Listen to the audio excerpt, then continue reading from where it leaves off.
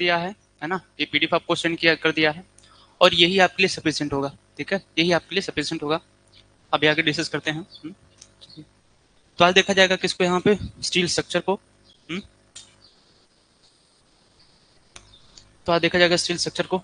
तो सबसे पहले समझते हम लोग कि सिलेबस में पढ़ना क्या क्या है, फिर आगे देखा जाएगा। फिर आगे देखा जाएगा। ठीक है, तो आज स्टार्ट किया जाएगा।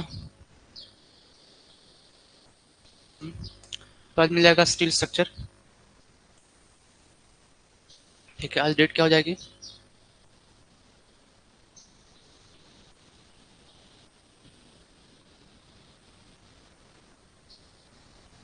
सो स्टील स्ट्रक्चर। ठीक है, अगर हम लोग बात करें, अच्छा चलिए ठीक है, कई सारे लोग ज्वाइन हो गए हैं। भाई अभी जो बात चल रहा है आपके एग्जाम्स को लेकर के, है ना, कल में कुछ पता चला है। ठीक है, अभी जो बात चल रहा है आपके एग्जाम्स को लेकर के, आपका जो टेक्निकल पेपर था वो कितने मार्क्स का होना था? टेक्निकल पेपर कितने मार्क्स का होना था? 300 का। 300 का। और नॉटिक कितने का होना था? 150 का। अच्छा, आपके सिलेबस में लिखा हुआ है पेपर ए, लिखा हुआ है पेपर 1, और क्या लिखा फिर यहाँ से? पेपर 2 भी लिखा हुआ है। ठीक है, तो अभी जो लेकर डिसीजन चल रहा है, so there may be possibilities your technical paper will consist of 2 papers. जो टेक्निकल पेपर है, ठीक है, वो कितने कितने का होगा यहाँ पे? सर वॉइस डबल साउंड आ रहा है, एक बार लेफ्ट होके आप फिर से ज्वाइन करिएगा। अगर वॉइस में इको हो रहा होगा तो एक बार लेफ्ट होके फिर से ज्वाइन करिएगा। ठीक है, तो ये पॉसिबिलिटीज हो रही हैं कि टेक्निकल पेपर आपका 2 पेपर होगा। पहला पेपर हो जाएगा 150 मार्क्स का, और ये भी कितने का होगा यहाँ से? 150 मार्क्स। अभी शायद इस पे लेकर डिस्कशन चल रहा है ना, कि जो टेक्निकल पेपर वो आपका 2 पेपर होगा। ऐसा होने से आपके जो एग्जाम से फिर 2 दिन होगा, पहले दिन नॉन टेक होगा, दूसरे दिन टेक्निकल हो जाएगा। इसमें टोटल 100 क्वेश्चन हो जाएंगे फिर। ठीक है, और 1 क्वेश्चन कितना हो जाएगा यहाँ से? 1.5 मार्क्स। अभी देखिए क्या फाइनलाइज होता है, बट अभी तक जो डिस्कशन चल रहा है वो इसी को ही लेके बात की जा रही है कि टेक्निकल पेपर आपका 2 पेपर होगा, पेपर 1 और पेपर 2। पेपर 1 आपका 150, पेपर 2 भी कितने का? 150 का। ठीक है, अभी फाइनलाइज नहीं हुआ है ना, बट इस पे लेके डिसीजन चल रहा है। ठीक है, ऐसा होने से तो आपका जो पेपर है वो एक दिन ना होकर के 2 दिन होगा, है ना। टाइमिंग वही होगी सेम 3 आवर्स का। पेपर 1 भी 3 आवर्स का, इसका भी कितना हो जाएगा यहाँ पे? 3 आवर्स। ठीक है, ऐसा होने से आपको अच्छे से पढ़ के जाना होगा, है ना। जो नोट्स अच्छे से रिवाइज करना है, यही आपके लिए सब कुछ होगा। चलिए ठीक है। ठीक है, ये भी इस पे डिस्कशन चल रहा है ना, ये सभी के लिए है ना। हम देखते हैं कि इसको यहाँ पे स्टील स्ट्रक्चर को देखा जाता है। यहाँ से अगर हम लोग बात करें एग्जाम्स को लेकर के, ठीक है, तो यहाँ से स्टील से जो आने के चांसेस हैं, है ना, आप ले सकते हैं। जैसे 300 का होना है तो आप यहाँ से कंसिडर कर सकते हैं 15 से 20 मार्क्स। ठीक है, 15 से 20 मार्क्स के क्वेश्चंस आपको स्टील से मिल सकते हैं। मोस्ट ऑफ केसेस में जो स्टील से क्वेश्चंस होगा, मोस्ट ऑफ केसेस में स्टील से जो क्वेश्चंस होगा वो कौन सा होगा? यहाँ से कोडल प्रोविजन ही होगा। कि डिजाइनिंग में जो हम कोडल प्रोविजन को यूज करते हैं, मोस्ट प्रोबेबली चांसेस है कि आपको वही क्वेश्चंस मिलेगा यहाँ से, कोडल प्रोविजन ही पहली चीज। नेक्स्ट, न्यूमेरिकल्स आने के चांसेस यहाँ से कम होते हैं, लेकिन न्यूमेरिकल्स भी जो आपको मिलते हैं वो भी किस पर बेस्ड होंगे? यहाँ पे कोडल प्रोविजन के ऊपर ही होगा। ठीक है, तो अगर अगर आप देखेंगे स्टील को लेकर के, तो ऑलमोस्ट ऑलमोस्ट जो भी क्वेश्चन होगा वो कोडल प्रोविजन ही होगा। तो आपको कोडल प्रोविजन को अच्छे से रिवाइज करके जाना है ना। तो 15 से 20 मार्क्स क्वेश्चन आपको कहाँ से मिल जाएगा? ये स्टील से। अगर हम लोग इसके सिलेबस की बात करें तो सिलेबस इसका लिमिटेड है ना। और यहाँ से जो क्वेश्चन पूछे जाते हैं वो भी आप मान सकते हैं कि वो फिक्स पोर्शन होती है कि वहां से क्वेश्चन आपको मिलना ही मिलना है। जैसे देखा जाएगा, जब यहाँ से मिल जाएगा introduction of of steel structure. Steel structure अगर हम बात करें चैप्टर 1, है ना, इसमें कंप्लीट देखा जाएगा डिजाइन फिलोसफीज को।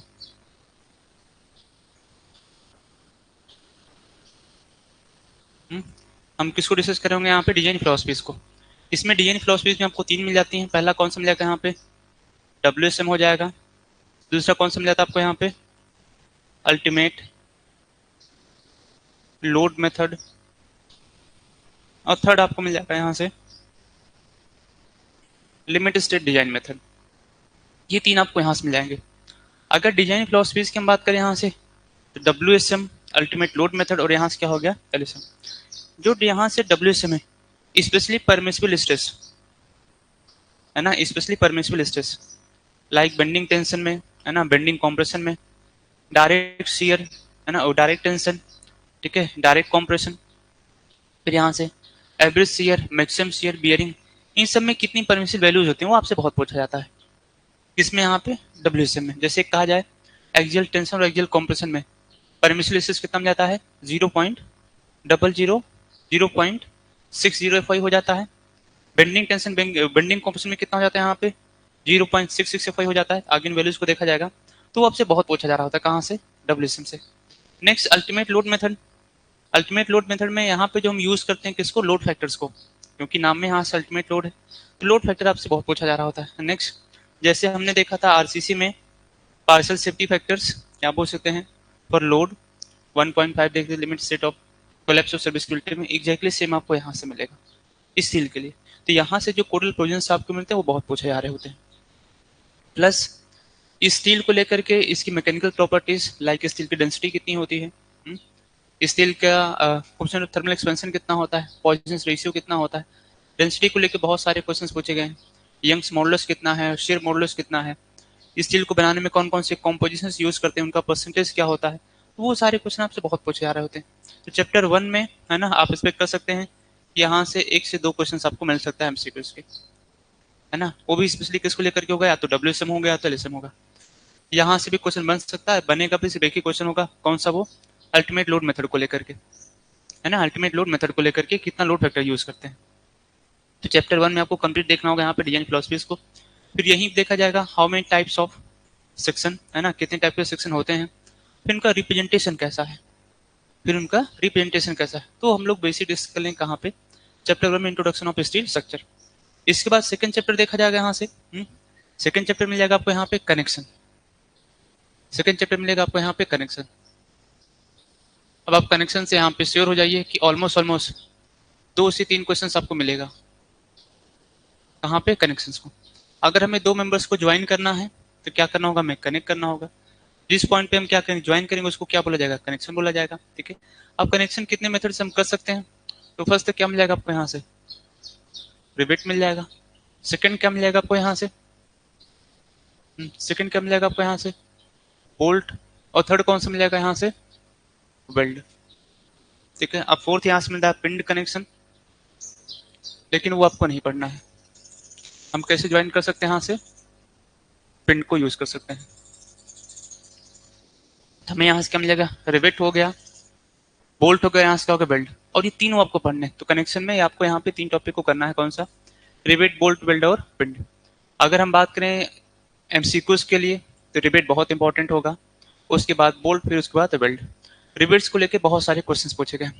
रिवेट्स की बात करें यहाँ से, तो इसके लिए जो डायमीटर प्रोविजन है आपसे बहुत पूछा जाता है ना, डायमीटर प्रोविजन को हम लोग आगे इन सबको देखेंगे, ठीक है। फिर यहाँ से परमिसिबल स्ट्रेस को लेकर क्वेश्चंस बहुत बनते हैं, परमिसिबल स्ट्रेस को लेकर क्वेश्चन बहुत पूछे जा रहे हैं रिवेट्स में। थर्ड, इसमें अगर हम बात करें यहाँ से, तो इसकी जो स्ट्रेंथ होती है शेयरिंग में, बियरिंग में, है ना, टेंशन में हो गया, स्ट्रेंथ को लेकर के। फोर्थ, यहाँ पे एफिशिएंसी का जो फॉर्मूला है, बोल्ट के केस में नहीं पूछा जाएगा, लेकिन रिवेट के केस में आपसे बहुत पूछा जाता है, इफिशिएंसी फॉर्मूला, है ना, जो आप पढ़ते हैं यहाँ से B minus D divide by B into 100। अगर हम पिच को यूज करते हैं तो यहाँ से पिच आ जाता है। तो इफिशिएंसी को लेकर यहाँ से क्वेश्चन बहुत पूछा जा रहा है। इसके जो प्रोविजन है उनको आपको ध्यान रखना है। यही जब कहाँ पे यूज करते हैं, इसको फील्ड में यूज करेंगे, फील्ड या फिर अर्थक्वेक के लिए हो गया, ये सारा आपके नोट्स में एडेड है ना। तो यहाँ से क्वेश्चन बहुत बन रहे होते हैं। तो आपको रिवेट को कंप्लीट करना होगा, बट रिवेट आपके लिए इंपॉर्टेंट बहुत है ना, रिवेट आपके लिए इंपॉर्टेंट बहुत है। तो ये सारे पैरामीटर्स कहाँ पे करना होगा, रिवेट में, और ये सब कुछ आपके नोट्स मिल जाएगा। फिर किसको देखा जाएगा यहाँ से, बोल्ट को। अब बोल्ट में आपको मिल जाएगा पहला यहाँ पे types of bolt, types of bolt and representation, representation, ठीक है। हम लोग ग्रेड्स ऑफ कंक्रीट को कैसे लिख रहे थे, क्या लिख रहे थे यहाँ से, मान लीजिए M20 लिख दिया। M20 यहाँ से क्या बता रहा था, आरसीसी में M20 यहाँ से क्या सिग्निफाई कर रहा था? ये ग्रेड ऑफ कंक्रीट बता रहा था। 20 यहाँ से क्या हो जाएगा? कंक्रीट की 28 इनकी स्ट्रेंथ है ना। जब हमने क्यूब को यूज करा है, having the size of cube is 150 into 150 into 150। लेकिन यही जब बात करेंगे स्टील में, तो ये यहाँ से क्या बताएगा? डायमीटर ऑफ बोल्ट बताएगा। अगर लिख दिया यहाँ से कितना M20, मतलब यहाँ से बोल्ट का डायमीटर कितना है?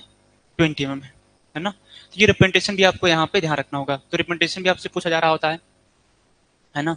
नेक्स्ट, यहाँ पे जो कोडल प्रोविजंस है, कोडल प्रोविजंस, अब कोडल प्रोविजन में आपको क्या क्या देखना होगा? ये सब आपके नोट्स में ऑलरेडी एडेड है। डायमीटर हो गया, पिच हो गया, फिर यहाँ से हो जाएगा एंड, एज एंड डिस्टेंस हो गया, ठीक है, एंड डिस्टेंस हो गया। फिर यहाँ से टैकिंग को लेके क्वेश्चंस बहुत पूछे जा रहे होते हैं। ये आपको कोडल प्रोविजन देखना होगा कहाँ पे? For the bolt. फिर देखा जाएगा यहाँ पे थर्ड पॉइंट मिल जाएगा आपको। यहाँ पे आपको मिलेगा टाइप्स ऑफ बोल्टेड कनेक्शन या बोल्टिंग पैटर्न भी बोल सकते हैं। यहाँ से कौन कौन सा मिल जाता है? चेन मिल जाएगा, स्टैगर्ड हो जाएगा, पिच एंड गेज्ड मिल जाता है ना। और लास्ट कौन सा मिल जाता है यहाँ से? डायमंड। तो इन चारों को कंपेयर करने पूछा जाता है ना, कि बोल्टिंग पैटर्न क्या है। बोल्टेड कनेक्शन में आपको मिल जाते हैं यहाँ से लैप जॉइंट और बट जॉइंट, उसको भी लेके क्वेश्चंस पूछे जा रहे होते हैं। ये सारा आपको करना होगा कहाँ पे? बोल्टेड कनेक्शन में, लैप एंड बट जॉइंट, ठीक है। नेक्स्ट आपको मिल जाएगा यहाँ से, नेक्स्ट आपको मिल जाएगा यहाँ पे to find the number of volt. इसको भी लेके क्वेश्चन बहुत बन रहा होता है। आपसे पूछेगा find the number of volt, या आपसे पूछेगा find the number of rivets. तो फॉर्मूला आपको यहाँ से क्या मिलेगा? सेम। नेक्स्ट आपको इसमें देख लेना होगा यहाँ पे स्ट्रेंथ। हम किसमें पता करते हैं? शेयरिंग में और बियरिंग में। 6 इसमें आपको मिल जाएगा यहाँ से पार्शियल सेफ्टी फैक्टर्स, ठीक है। ये सारा आपको कहाँ मिल रहा होगा? बोल्ट के लिए। तो बोल्ट को भी डिटेल्स में आपको करना होगा। इन सारे पॉइंट्स पर तो आपको जरूर ध्यान रखना है, स्पेशली ये तो बहुत इंपॉर्टेंट है। अच्छा, बोल्ट के लिए हम कोड कौन सा यूज करते हैं? बोल्ट के लिए कोड कौन सा यूज होता है? अब ध्यान रखना, बोल्ट के लिए हम कौन सा कोड यूज कर लेते हैं? IS 1367 का पार्ट 3 जो आप पढ़ते हैं यहाँ से, IS 1367 पार्ट 3। इसमें बोल्ट की जो भी प्रोविजन है वो सारे मेंशन है ना। तो आपको लेटेस्ट वाला प्रेफर करना होगा। नेक्स्ट आपको यहाँ से क्या मिल जाएगा? वेल्ड। तो यहाँ से मिल जाएगा टाइप्स ऑफ वेल्डिंग हो जाएगा, कितनी टाइप की वेल्डिंग्स होती है यहाँ पे। नेक्स्ट स्ट्रेंथ ऑफ वेल्ड, है ना। स्ट्रेंथ ऑफ वेल्ड में आपको मिल जाएगा यहाँ से ग्रुप या बट वेल्ड हो गया। दूसरा कौन मिलता है? यहाँ से फिलेट, जिसमें से आपको फिलेट को सबसे अच्छे से पढ़ना होगा यहाँ पे, फिलेट वेल्ड को। स्पेशली इसके लिए कोडल प्रोविजंस, है ना। स्पेशली यहाँ से फिलेट का कोडल प्रोविजन, ठीक है। चाहे वो मिनिमम साइज ऑफ क्या हो जाए, यहाँ से फिलेट बिल्ड हो जाए, maximum size of fillet build हो जाए, ठीक है। इफेक्टिव लेंथ हो गया, ओवरलैप हो गया, इफेक्टिव एरिया हो गया, वो सारा आपको यहाँ से चेस करके जाना होगा। फिर देखा जाएगा स्ट्रेंथ में, है ना, इसका जो फॉर्मूला बनता है, फॉर्मूला कितना होता है जब शेयर में यूज कर रहे होते हैं, जब किस में यूज करेंगे? टेंशन या कॉम्प्रेशन में। यहीं पर आपको मिलता है कंबाइंड एक्शन, है ना, फॉर फिलेट बिल्ड। इसमें आपको ट्रस्ट नहीं करना है ना, building for the trust members वो आपको नहीं करना है। और यहाँ से हो जाएगा रिप्रेजेंटेशन, लाइक हम फील्ड में बिल्डिंग कर रहे हैं तब इसको कैसे रिप्रेजेंट करेंगे, यहाँ पे शॉप में करें तब कैसे करेंगे। और ये दोनों से करना होगा आपको यहाँ से LSM एंड WSM। तो वेल्ड को आपको दोनों मेथड से करना होगा। सेम चीज रिवेट आप देख रहे होंगे, तो यहाँ से जो परमिशन स्ट्रेसेस है वो आपसे बहुत पूछे जा रहे होते हैं। तो WSM LSM दोनों से आपको करना होगा। ये दोनों में आपको सेम मिल जाता है। ये बोल्ट भी आपको यहाँ से LSM मेथड से ही करना है। तो कनेक्शन में आपको इन तीनों को अच्छे से प्रैक्टिस करके जाना है ना। ये सब कुछ आपको नोट्स मिल जाएगा, तो वहाँ पे नोट डिस्कस कर लें कि आपके लिए क्या क्या इंपॉर्टेंट है। ये सारा आपको यहाँ से मिल जाएगा। ये किसका हो जाएगा? यहाँ से कनेक्शन। पहला चैप्टर कौन सा हो गया? यहाँ पे इंट्रोडक्शन पार्ट हो गया। दूसरा कौन सा हो गया? यहाँ पे कनेक्शन। अब इसके बाद देखा जाएगा थर्ड चैप्टर आपको मिल जाएगा यहाँ पे डिजाइन ऑफ टेंशन मेंबर,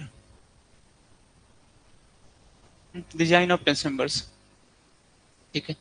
यहाँ से आपसे 1 से 2 क्वेश्चंस बन सकते हैं, लेकिन बहुत ज्यादा नहीं होगा, है ना। एक तो आपसे बन सकता है यहाँ से, अगर हम बात करें यहाँ पे, तो टाइप्स ऑफ टेंशन मेंबर, इसके एग्जाम्पल्स आपसे पूछे जा सकते हैं। फिर जब इनको डिजाइन करते हैं तो हम किसको यूज करते हैं यहाँ से, नेट एरिया को।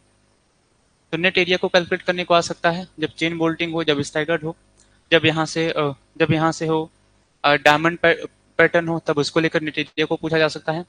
थर्ड आपको यहाँ बन सकता है strength. Strength of tension member हम कैसे कैलकुलेट करते हैं, अब आपको फॉर्मूला नहीं जाना, कौन कौन सी चीज़ को पता करते हैं।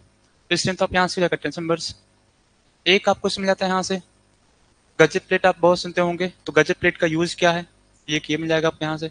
नेक्स्ट आपको मिल जाता है यहाँ पे लग एंगल्स, है ना। लग एंगल्स का यूज क्या है, उसमें कितने नंबर ऑफ यहाँ पे हम बोल्ट को यूज कर लेते हैं। एक यहाँ से आपको मिल जाएगा, आपको मिलेगा यहाँ पे स्लेंडरनेस रेशियो। भाई स्लेंडरनेस रेशियो आपके लिए हमेशा इंपॉर्टेंट रहेगा, चाहे आप आरसीसी पढ़ रहे हैं, चाहे आप स्टील पढ़ रहे हैं, तो यहाँ से क्वेश्चन पूछा ही जाता है। और आप देखेंगे तो यहाँ से क्वेश्चन आपसे पूछा ही जा रहा होगा, है ना, कि टेंशन मेंबर्स को हम कहाँ पे यूज कर रहे हैं। ठीक है, डायरेक्ट रिवर्सल लोडिंग का हो गया। फिर हम इसको यूज कर रहे हैं किसके लिए यहाँ से, फिर हम इसको यूज करें कहाँ पे, एज अ टाई मेंबर या रूफ ट्रस, तब कितना हो जाएगा, है ना। अदर देंस, ठीक है, अदर देंस आप बोल सकते हैं यहाँ से pre tension member, pre stress members अगर हम यूज करें कहाँ पे, टेंशन मेंबर्स को, तब कितना हो जाएगा। तीन प्रोविजंस को भी आपको ध्यान रखना होगा। बाकी टेंशन मेंबर्स में आपको यही मिलेगा। ज्यादा फोकस करना स्लेंडर रेशियो और यहाँ से इफेक्टिव एरिया, फिर नेट एरिया हम कैसे पता करते हैं, चाहे वो एंगल सेक्शन का हो जाए, चाहे फिर वो प्लेट का हो जाए। इसके बाद मिल जाएगा आपको यहाँ चैप्टर 4 मिलेगा। Chapter 4 will be the design of compression member, design of compression members, compression members, है ना। यहाँ से भी सेम 1 से 2 क्वेश्चन बन सकता है, बस यहाँ पे 2 से 3 क्वेश्चन भी हो सकते हैं, है ना। यहाँ से 2 to 3 क्वेश्चन भी हो सकते हैं। पहला फिर से मिल जाएगा आपको यहाँ पे टाइप्स ऑफ कंप्रेशन मेंबर्स। एक आपको यहाँ पे नाम जरूर ध्यान रखना है कंप्रेशन मेंबर्स में, एक मेंबर आता है यहाँ से बूम, है ना। Boom is a compression members which is used in crane, है ना, जो हम क्रेन में यूज कर लेते हैं। तो ऑब्जेक्टिव में कई बार पूछा गया है कि बूम टेंशन मेंबर या फिर कंप्रेशन मेंबर से, ध्यान रखना ये क्या है यहाँ से, कंप्रेशन मेंबर से। नेक्स्ट आपको इससे मिल सकता है यहाँ से, अगर हम बात करें कंप्रेशन मेंबर्स को लेकर के, तो यहाँ से डिजाइन स्ट्रेंथ फॉर्मूला आपको मिल जाता है यहाँ से, स्ट्रेंथ फॉर्मूला। ठीक है, इस स्ट्रेंथ फॉर्मूला में आपको मिलता है यहाँ से इम्परफेक्शन फैक्टर, यहीं पर आपको मिलता है इम्परफेक्शन फैक्टर, जिसको हम अल्फा रिप्रेजेंट करते हैं। तो डिजाइन स्ट्रेंथ कर्व ए हो गया, बी हो गया, सी हो गया, डी हो गया, इन सब के लिए अल्फा की वैल्यू कितनी थी आपसे बहुत पूछा जा रहा होता है। थर्ड आपको मिल जाता है यहाँ से effective length consideration. Effective length जैसे हमने देखा था कहाँ पे, आरसीसी में, वैसे आपको कहाँ मिल जाएगा, स्टील में। तो कॉलम के डिफरेंट डिफरेंट लेंथ के लिए कंडीशन के लिए इफेक्टिव लेंथ का फॉर्मूला कितना हो जाता है। ठीक है, नेक्स्ट आपको यहाँ से मिल जाएगा स्लेंडरनेस रेशियो। स्लेंडरनेस रेशियो हो गया, इसको लिए भी क्वेश्चंस बहुत बन रहा होगा, है ना। नेक्स्ट आपको मिल जाएगा यहाँ पे, नेक्स्ट आपको मिल जाएगा यहाँ से लेसिंग। लेसिंग आप बोल सकते हैं one of the most important topic from this complex members, because lacing के जो कोडल प्रोविजंस हैं, चाहे वो स्लेंडर रेशियो को लेकर के हो जाए, चाहे मिनिमम विड्थ को लेकर के हो जाए, है ना, चाहे इसकी थिकनेस को लेकर के हो जाए, सिंगल लेसिंग, डबल लेसिंग, चाहे इसके इंक्लिनेशन को लेकर के हो जाती है, बहुत इंपॉर्टेंट टॉपिक है। यहाँ से क्वेश्चन बहुत पूछा जा रहा होता है, यहाँ से क्वेश्चन बहुत पूछा जा रहा होता है। लेसिंग हो गया, नेक्स्ट इसी में आपको मिल जाएगा यहाँ पे बेटेंस हो गया, बेटेंस हो गया। तो ये सारे टॉपिक इसमें बहुत पूछे जा रहे होते हैं, है ना, ये सारे टॉपिक बहुत पूछे हैं, तो आपको कॉम्पिटिशन में बस इतना ही करके जाना है। ये तो आपको यहाँ से मिल जाएगा। फिर आपको मिल जाएगा यहाँ पे चैप्टर नंबर 6, चैप्टर नंबर 5 हो जाएगा।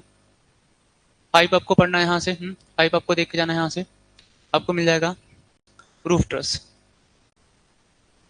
ठीक है, अब रूफ ट्रस के लिए जो स्पेशली आपके कोडल प्रोविजंस हैं, चाहे इकोनॉमिकल, है ना, इकोनॉमिकल स्पैन का हो जाए, तो यहाँ से 1 से 2 क्वेश्चन बन सकते हैं। ठीक है, चाहे वो लाइव लोड को लेकर के हो जाए, चाहे वो इकोनॉमिक स्पैन को लेकर हो जाए, इकोनॉमिक स्पैन को लेकर क्वेश्चन पूछा जाता है। ठीक है, इसी में यहाँ पे स्लोप्ड को लेकर पूछा जाता है कि 15 डिग्री होगा या 10 या फिर 20 डिग्री होगा। इन सभी टॉपिक्स को लेकर क्वेश्चन आपसे बन रहे होते हैं। ठीक है, रूफ ट्रस में मिल जाएगा आपको यहाँ से राफ्टर्स हो गया, प्रिंसिपल राफ्टर्स हो गया, पर्लिन्स हो गया, तो वो सारे क्वेश्चन आपसे यहाँ से बन सकते हैं। किसको लेकर के, यहाँ पे रूफ ट्रस को। एक तो आपको यहाँ से मिल रहा होगा, इसमें हम लोग 6 टॉपिक कर लेंगे, मिसलेनियस होगा। ठीक है, रूफ ट्रस के लिए आप एक और सिंपल सा काम कर सकते हैं, इनकेस अगर आपको करना है तो इस टॉपिक को ना पढ़ करके आप डायरेक्टली एसके दुग्गल की बुक उठा लीजिए, है ना। एसके दुग्गल बुक में पीछे जो भी आपको इस रूफ ट्रस्ट चैप्टर में रूफ ट्रस्ट चैप्टर में जो भी आपको एमसीक्यूज दिए हैं, आई थिंक 18 आपको क्वेश्चंस दिया हुआ है, एमसीक्यूज दिया हुआ है, आप उनको देख लीजिए। क्वेश्चन आएगा तो वहीं से ही आपको मिलेगा। आप पूरे चैप्टर को स्किप इसको बिल्कुल मत छुइए।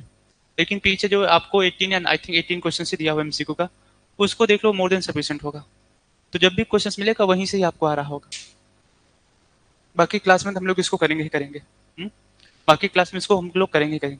तो ये आपका सिलेबस हो जाएगा किसका, यहाँ पे स्टील का ना, ये आपका कंप्लीट सिलेबस हो जाएगा किसका, यहाँ पे स्टील का। ठीक है, मिसलेनियस टॉपिक्स हम लोग कुछ करेंगे यहाँ पे स्टिफनर्स को लेकर के, मैं कुछ टॉपिक्स आपको करा दूंगा, है ना। फिर यहाँ पे देख लेंगे, है ना, सेफ फैक्टर को लेके हम लोग कुछ क्वेश्चंस को कर लेंगे। सेफ फैक्टर्स को लेके कुछ क्वेश्चन कर यहाँ से कर लिया जाएगा।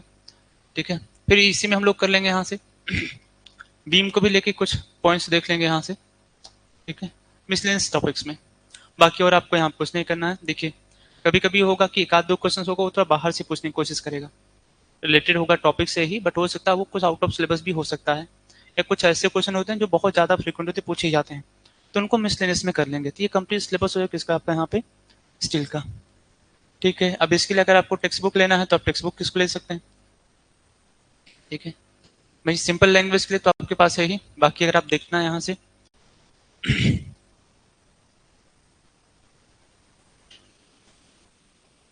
आप सुब्रमण्या देख सकते हैं यहाँ से, राममुरुथम को देख सकते हैं यहाँ से, राममुरुथम। थर्ड आप देख सकते हैं आप किसको, इसके दुग्गल को, ये आप यहाँ देख सकते हैं। वैसे मोस्ट ऑफ यूनिवर्सिटीज में आप देखेंगे एक्सेप्ट स्टेट की, है ना, या फिर जो लोकल यूनिवर्सिटीज उनको छोड़ करके आप किसी भी जो सेंट्रल यूनिवर्सिटीज हैं लाइक आईआईटीज हो गया, एनआईटीज हो गया, उन सब में ज्यादा आईआईटीज में ज्यादा फोकस किसको करते हैं, सुब्रमण्या को ही रिकमेंड करेंगे। इन सबको लोग नहीं जानते हैं ना, सुब्रमण्या हो गया, रामरूथ हो गया, इन सभी को रेफर करते हैं।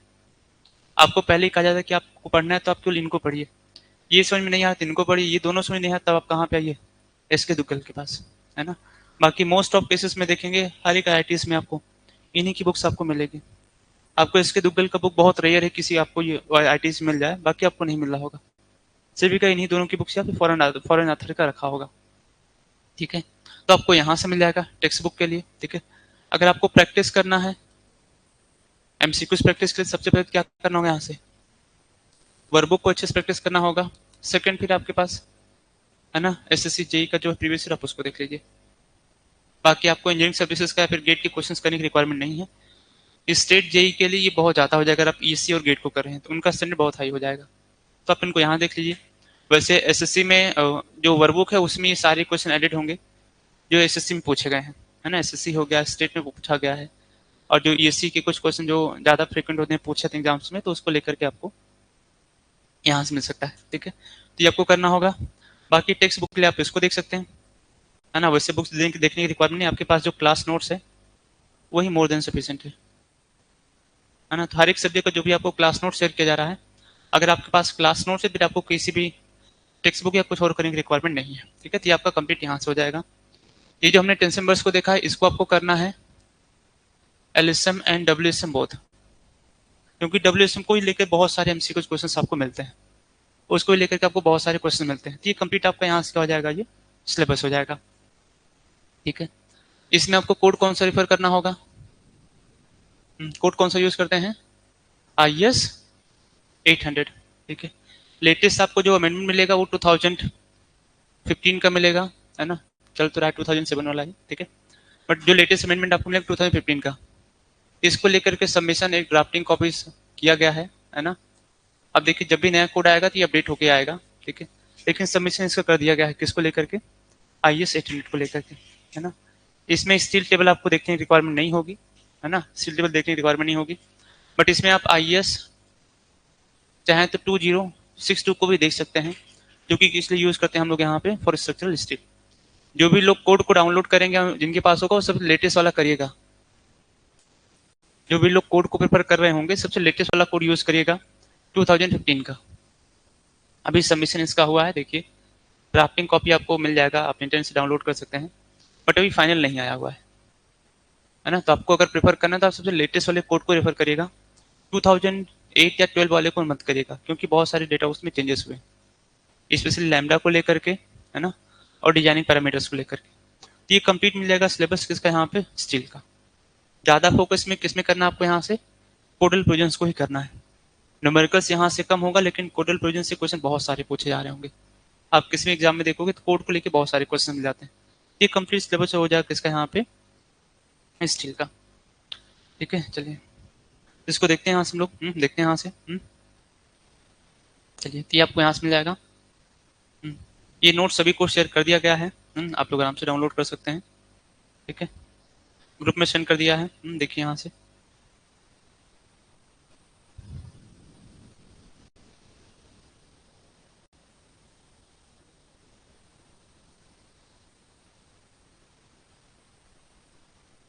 देखिए यहाँ पे कोड को मेंशन करा हुआ है। ठीक है, कितना है यहाँ पे, 875। 875 हम किस लिए यूज कर लेते हैं, IS 875 किस लिए यूज कर लेते हैं, 875 को हम किस लिए यूज करते हैं, एनीवन?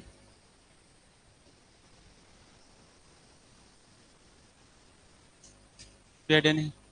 जो भी आपको लोड लेना होता है, जैसे जो भी लोड लेना होता है, चाहे वो डेड लोड हो, लाइव लोड हो, है ना, फिर विंड लोड हो गया, स्नो लोड हो गया, या कोई अदर्स लोड हो गया, तो उन सब के लिए हम किसको यूज करते हैं यहाँ पे, IS 875।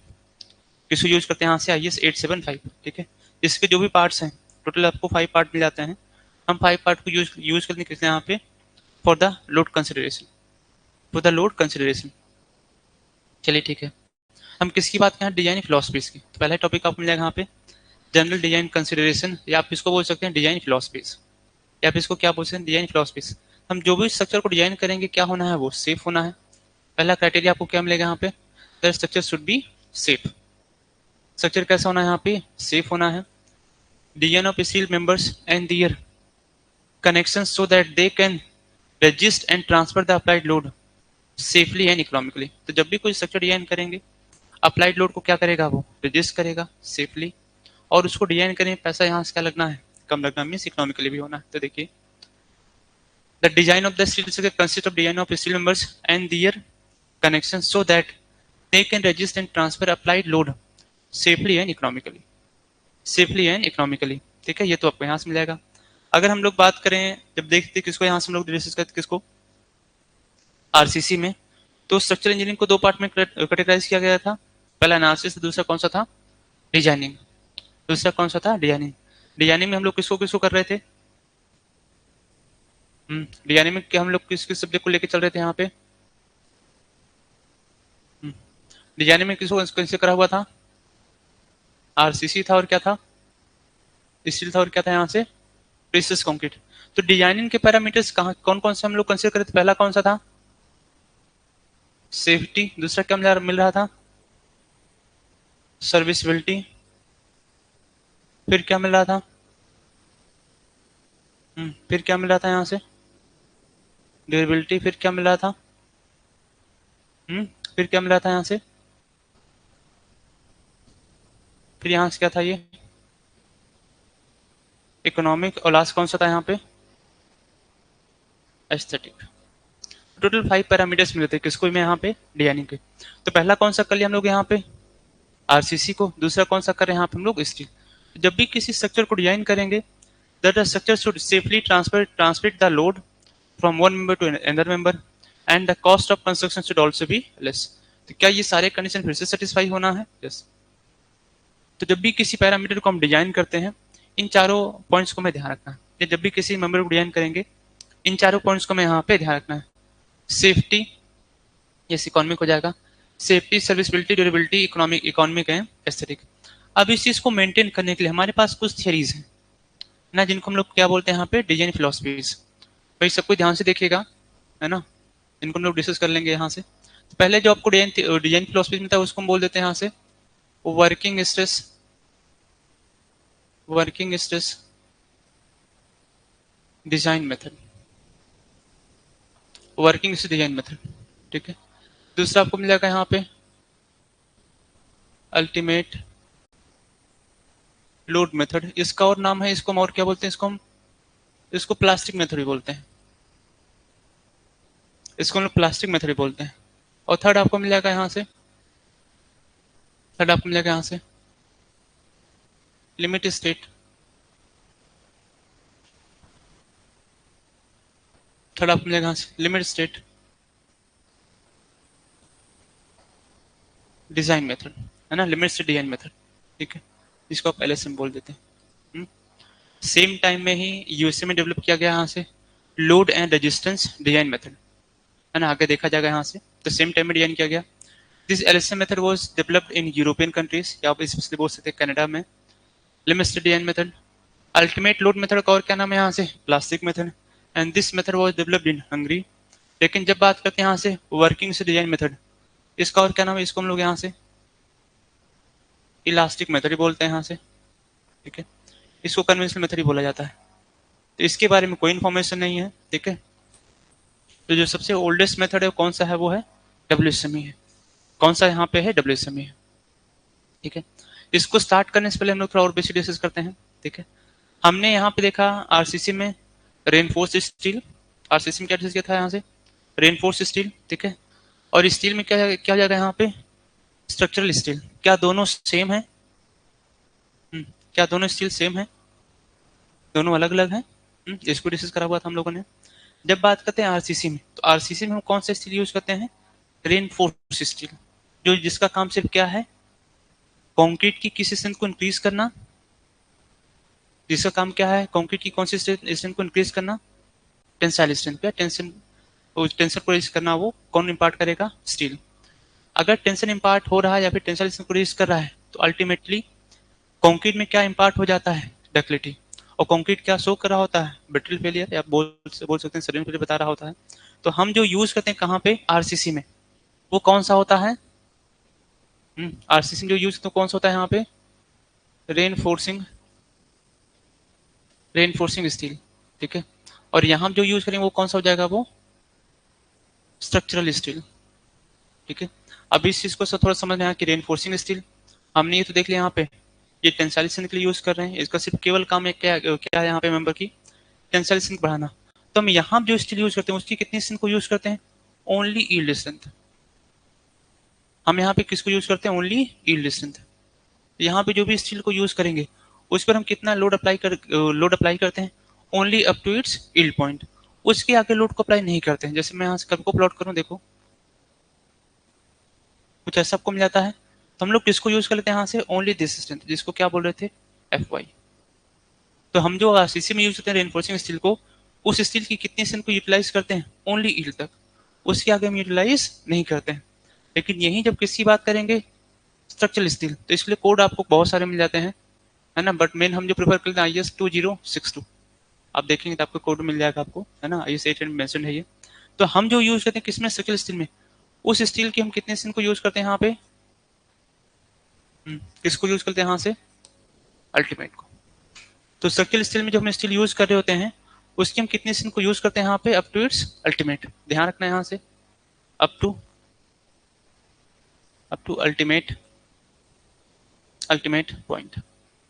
तो स्ट्रक्चरल स्टील में जो स्टील यूज होता है उसकी हम कितनी स्ट्रेंथ को यूज करते हैं, up to its ultimate point, ultimate strength. यहाँ पे क्या करते हैं, ओनली द यील्ड स्ट्रेंथ। तो कई बार आपसे पूछा जाता है कि जो हम स्टील यूज करते हैं कहाँ पे, आरसीसी में, जो स्टील यूज कहाँ पे हम स्टील सेक्टर में, क्या दोनों सेम है, नहीं, दोनों यहाँ पे क्या है, डिफरेंट है। स्टील में जो यूज करते हैं वो कौन सा होता है, that is the structural steel. RCC में जो यूज करते हैं कौन सा होता है, वो कौन सा होता है, रेनफोर्सिंग स्टील। रेनफोर्सिंग स्टील मतलब क्या हो गया, वी विल यूज या we will utilize only up to its yield strength, या फिर be applied load up to its only up to its yield strength या यील्ड पॉइंट, उसके आगे लोड को अप्लाई नहीं करते हैं। लेकिन जब स्केल स्टील की बात करते हैं, यहाँ पे हम क्या करते हैं, जो भी स्टील को यूज करेंगे उसकी कितनी स्ट्रेंथ यूटिलाइज करते हैं, अल्टीमेट तक। कहाँ तक यूज करते हैं इसको, अल्टीमेट तक। इसलिए आप देखते हैं जब आप बोल्ट की स्ट्रेंथ पता करते हैं आप FU भी यूज कर रहे होते हैं, प्लेट की स्ट्रेंथ को आप FU करके यूज कर रहे होते हैं। तो सबका यहाँ पे क्या है, कितना मिल रहा होगा यहाँ पे, अल्टीमेट। यहाँ पे कितना मिल जाता है आपको, यहाँ पे यील्ड। तो इस चीज का भी ध्यान रखना है, दोनों स्टील अलग अलग हैं। ये नहीं सोचना है कि है तो आयरन का ही, नहीं, हम दोनों की जो स्ट्रेंथ है वो डिजाइन करते हैं। यहाँ पर कितनी स्ट्रेंथ को लेकर डिजाइन करते हैं, यील्ड, यहाँ तक कितना लेके चलते हैं, अल्टीमेट लेके चलते हैं। इसका भी आपको ध्यान रखना है। चलिए ठीक है, तो यहाँ पे हम क्या कर रहे हैं, एक स्टील स्ट्रक्चर को डिजाइन करना है। डिजाइन करेंगे तो कौन कौन से पॉइंट्स को ध्यान रखें, यहाँ रखेंगे, यहाँ पे सेफ्टी हो गया, सर्विसबिलिटी हो गया, ड्यूरेबिलिटी हो गया, इकोनॉमिक और एस्थेटिक। जो भी मेंबर होगा वो क्या करेगा, लोड को सेफली रजिस्ट करेगा, ट्रांसमिट करेगा टू दियर कनेक्टेड मेंबर्स, है ना, and will maintain economic also. जो यहाँ से एस्थेटिक को सबसे लास्ट ऑप्शन होगा कि देखने में अच्छा होना है या नहीं होना है। अब इस चीज को अचीव करने के लिए हमारे पास यहाँ पे 3 मेथड है। पहला कौन सा यहाँ से है, वर्किंग स्ट्रेस डिजाइन मेथड, इसको और क्या बोलते हैं, इलास्टिक मेथड ही बोलते हैं। इसका और क्या नाम है यहाँ पे, कन्वेंशनल मेथड। दूसरा कौन सा हो गया यहाँ पे, अल्टीमेट लोड, या इसका और क्या नाम मिल जाएगा यहाँ से, प्लास्टिक। थर्ड कौन सा मिल जाएगा आपको यहाँ पे, लिमिट स्टेट डिजाइन मेथड, जिसको क्या बोलते हैं यहाँ से हम एलएसएम बोल देते हैं। ठीक है, अब इन तीनों को डिस्कस किया जाता है यहाँ से। अच्छा, थोड़ा सबको बेसिक बताइए। जब भी हम डिजाइन करें किसी मेंबर को, नॉट ओनली दिस, हम किसको ज्यादा फोकस करें, उसके स्ट्रेस को मीन्स स्ट्रेंथ को, या फिर उसका जो लोड आ रहा होगा, किसको ज्यादा फोकस करना चाहिए यहाँ से, लोड को, है ना, या फिर स्ट्रेंथ को। किसको ज्यादा फोकस करना चाहिए, लोड को या फिर स्ट्रेंथ को। लोड को ज्यादा फोकस करना चाहिए, ओके। स्ट्रेंथ को, ओके। किसको ज्यादा फोकस करना चाहिए, लोड को या फिर स्ट्रेंथ को। ऑनलाइन वाले भी आंसर करें। दोनों करना चाहिए, ओके, ऐसा क्यों।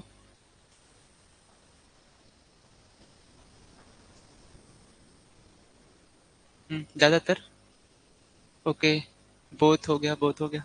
चलिए ठीक है, ये दोनों अलग नहीं, ये दोनों सेम ही चीज है ना, ये दोनों सेम ही है, थोड़ा इसको समझते हैं। ठीक है, मान लेते हैं, है ना, ये एक बिल्डिंग हो गई यहाँ से। आपने पूरे लोड को एस्टिमेट किया, टोटल लोड आ रहा है यहाँ से 1000 किलो न्यूटन, है ना। आपने यहाँ से क्या किया, एक बिल्डिंग डिजाइनिंग करी, टोटल लोड कितना आ रहा है यहाँ से 1000 किलो न्यूटन। ठीक है, अब इस 1000 किलो न्यूटन लोड को क्या करना है, रजिस्ट कराना है। ठीक है, तो रजिस्ट कराने के लिए जो आप मटेरियल यूज करेंगे, उस मटेरियल की स्ट्रेंथ इतनी होनी चाहिए कि वो क्या करे, इतने लोड को रजिस्ट कर पाए। इट मीन्स अगर आप किसी मेंबर की स्ट्रेंथ को डिसाइड करेंगे तो किसके पैरामीटर पे होगा, ये लोड के बेसिस पे तो आएगा। स्ट्रेस की जो मैक्सिमम वैल्यू होती है, the maximum value of the stress up to which just failure occurred, उसी को हम क्या बोल देते हैं, स्ट्रेंथ बोल देते हैं। तो स्ट्रेंथ ही तो क्या है, स्ट्रेस है। और स्ट्रेस किस पे डिपेंड कर रहा होता है, स्ट्रेस किस पे डिपेंड करेगा,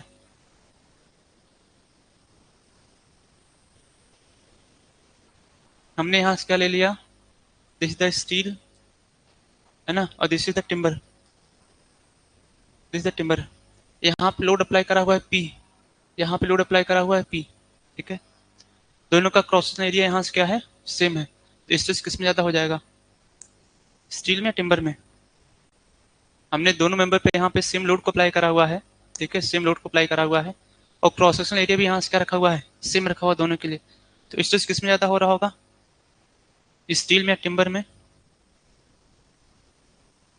यहाँ से हमने मेंबर को लिया, दोनों पे सेम लोड को अप्लाई करें, और क्रॉस सेक्शन एरिया भी दोनों का सेम रखा हुआ है, तो स्ट्रेस किस में ज्यादा हो रहा होगा, स्टील या टिम्बर में। देखो ऑनलाइन वाले आंसर करेंगे।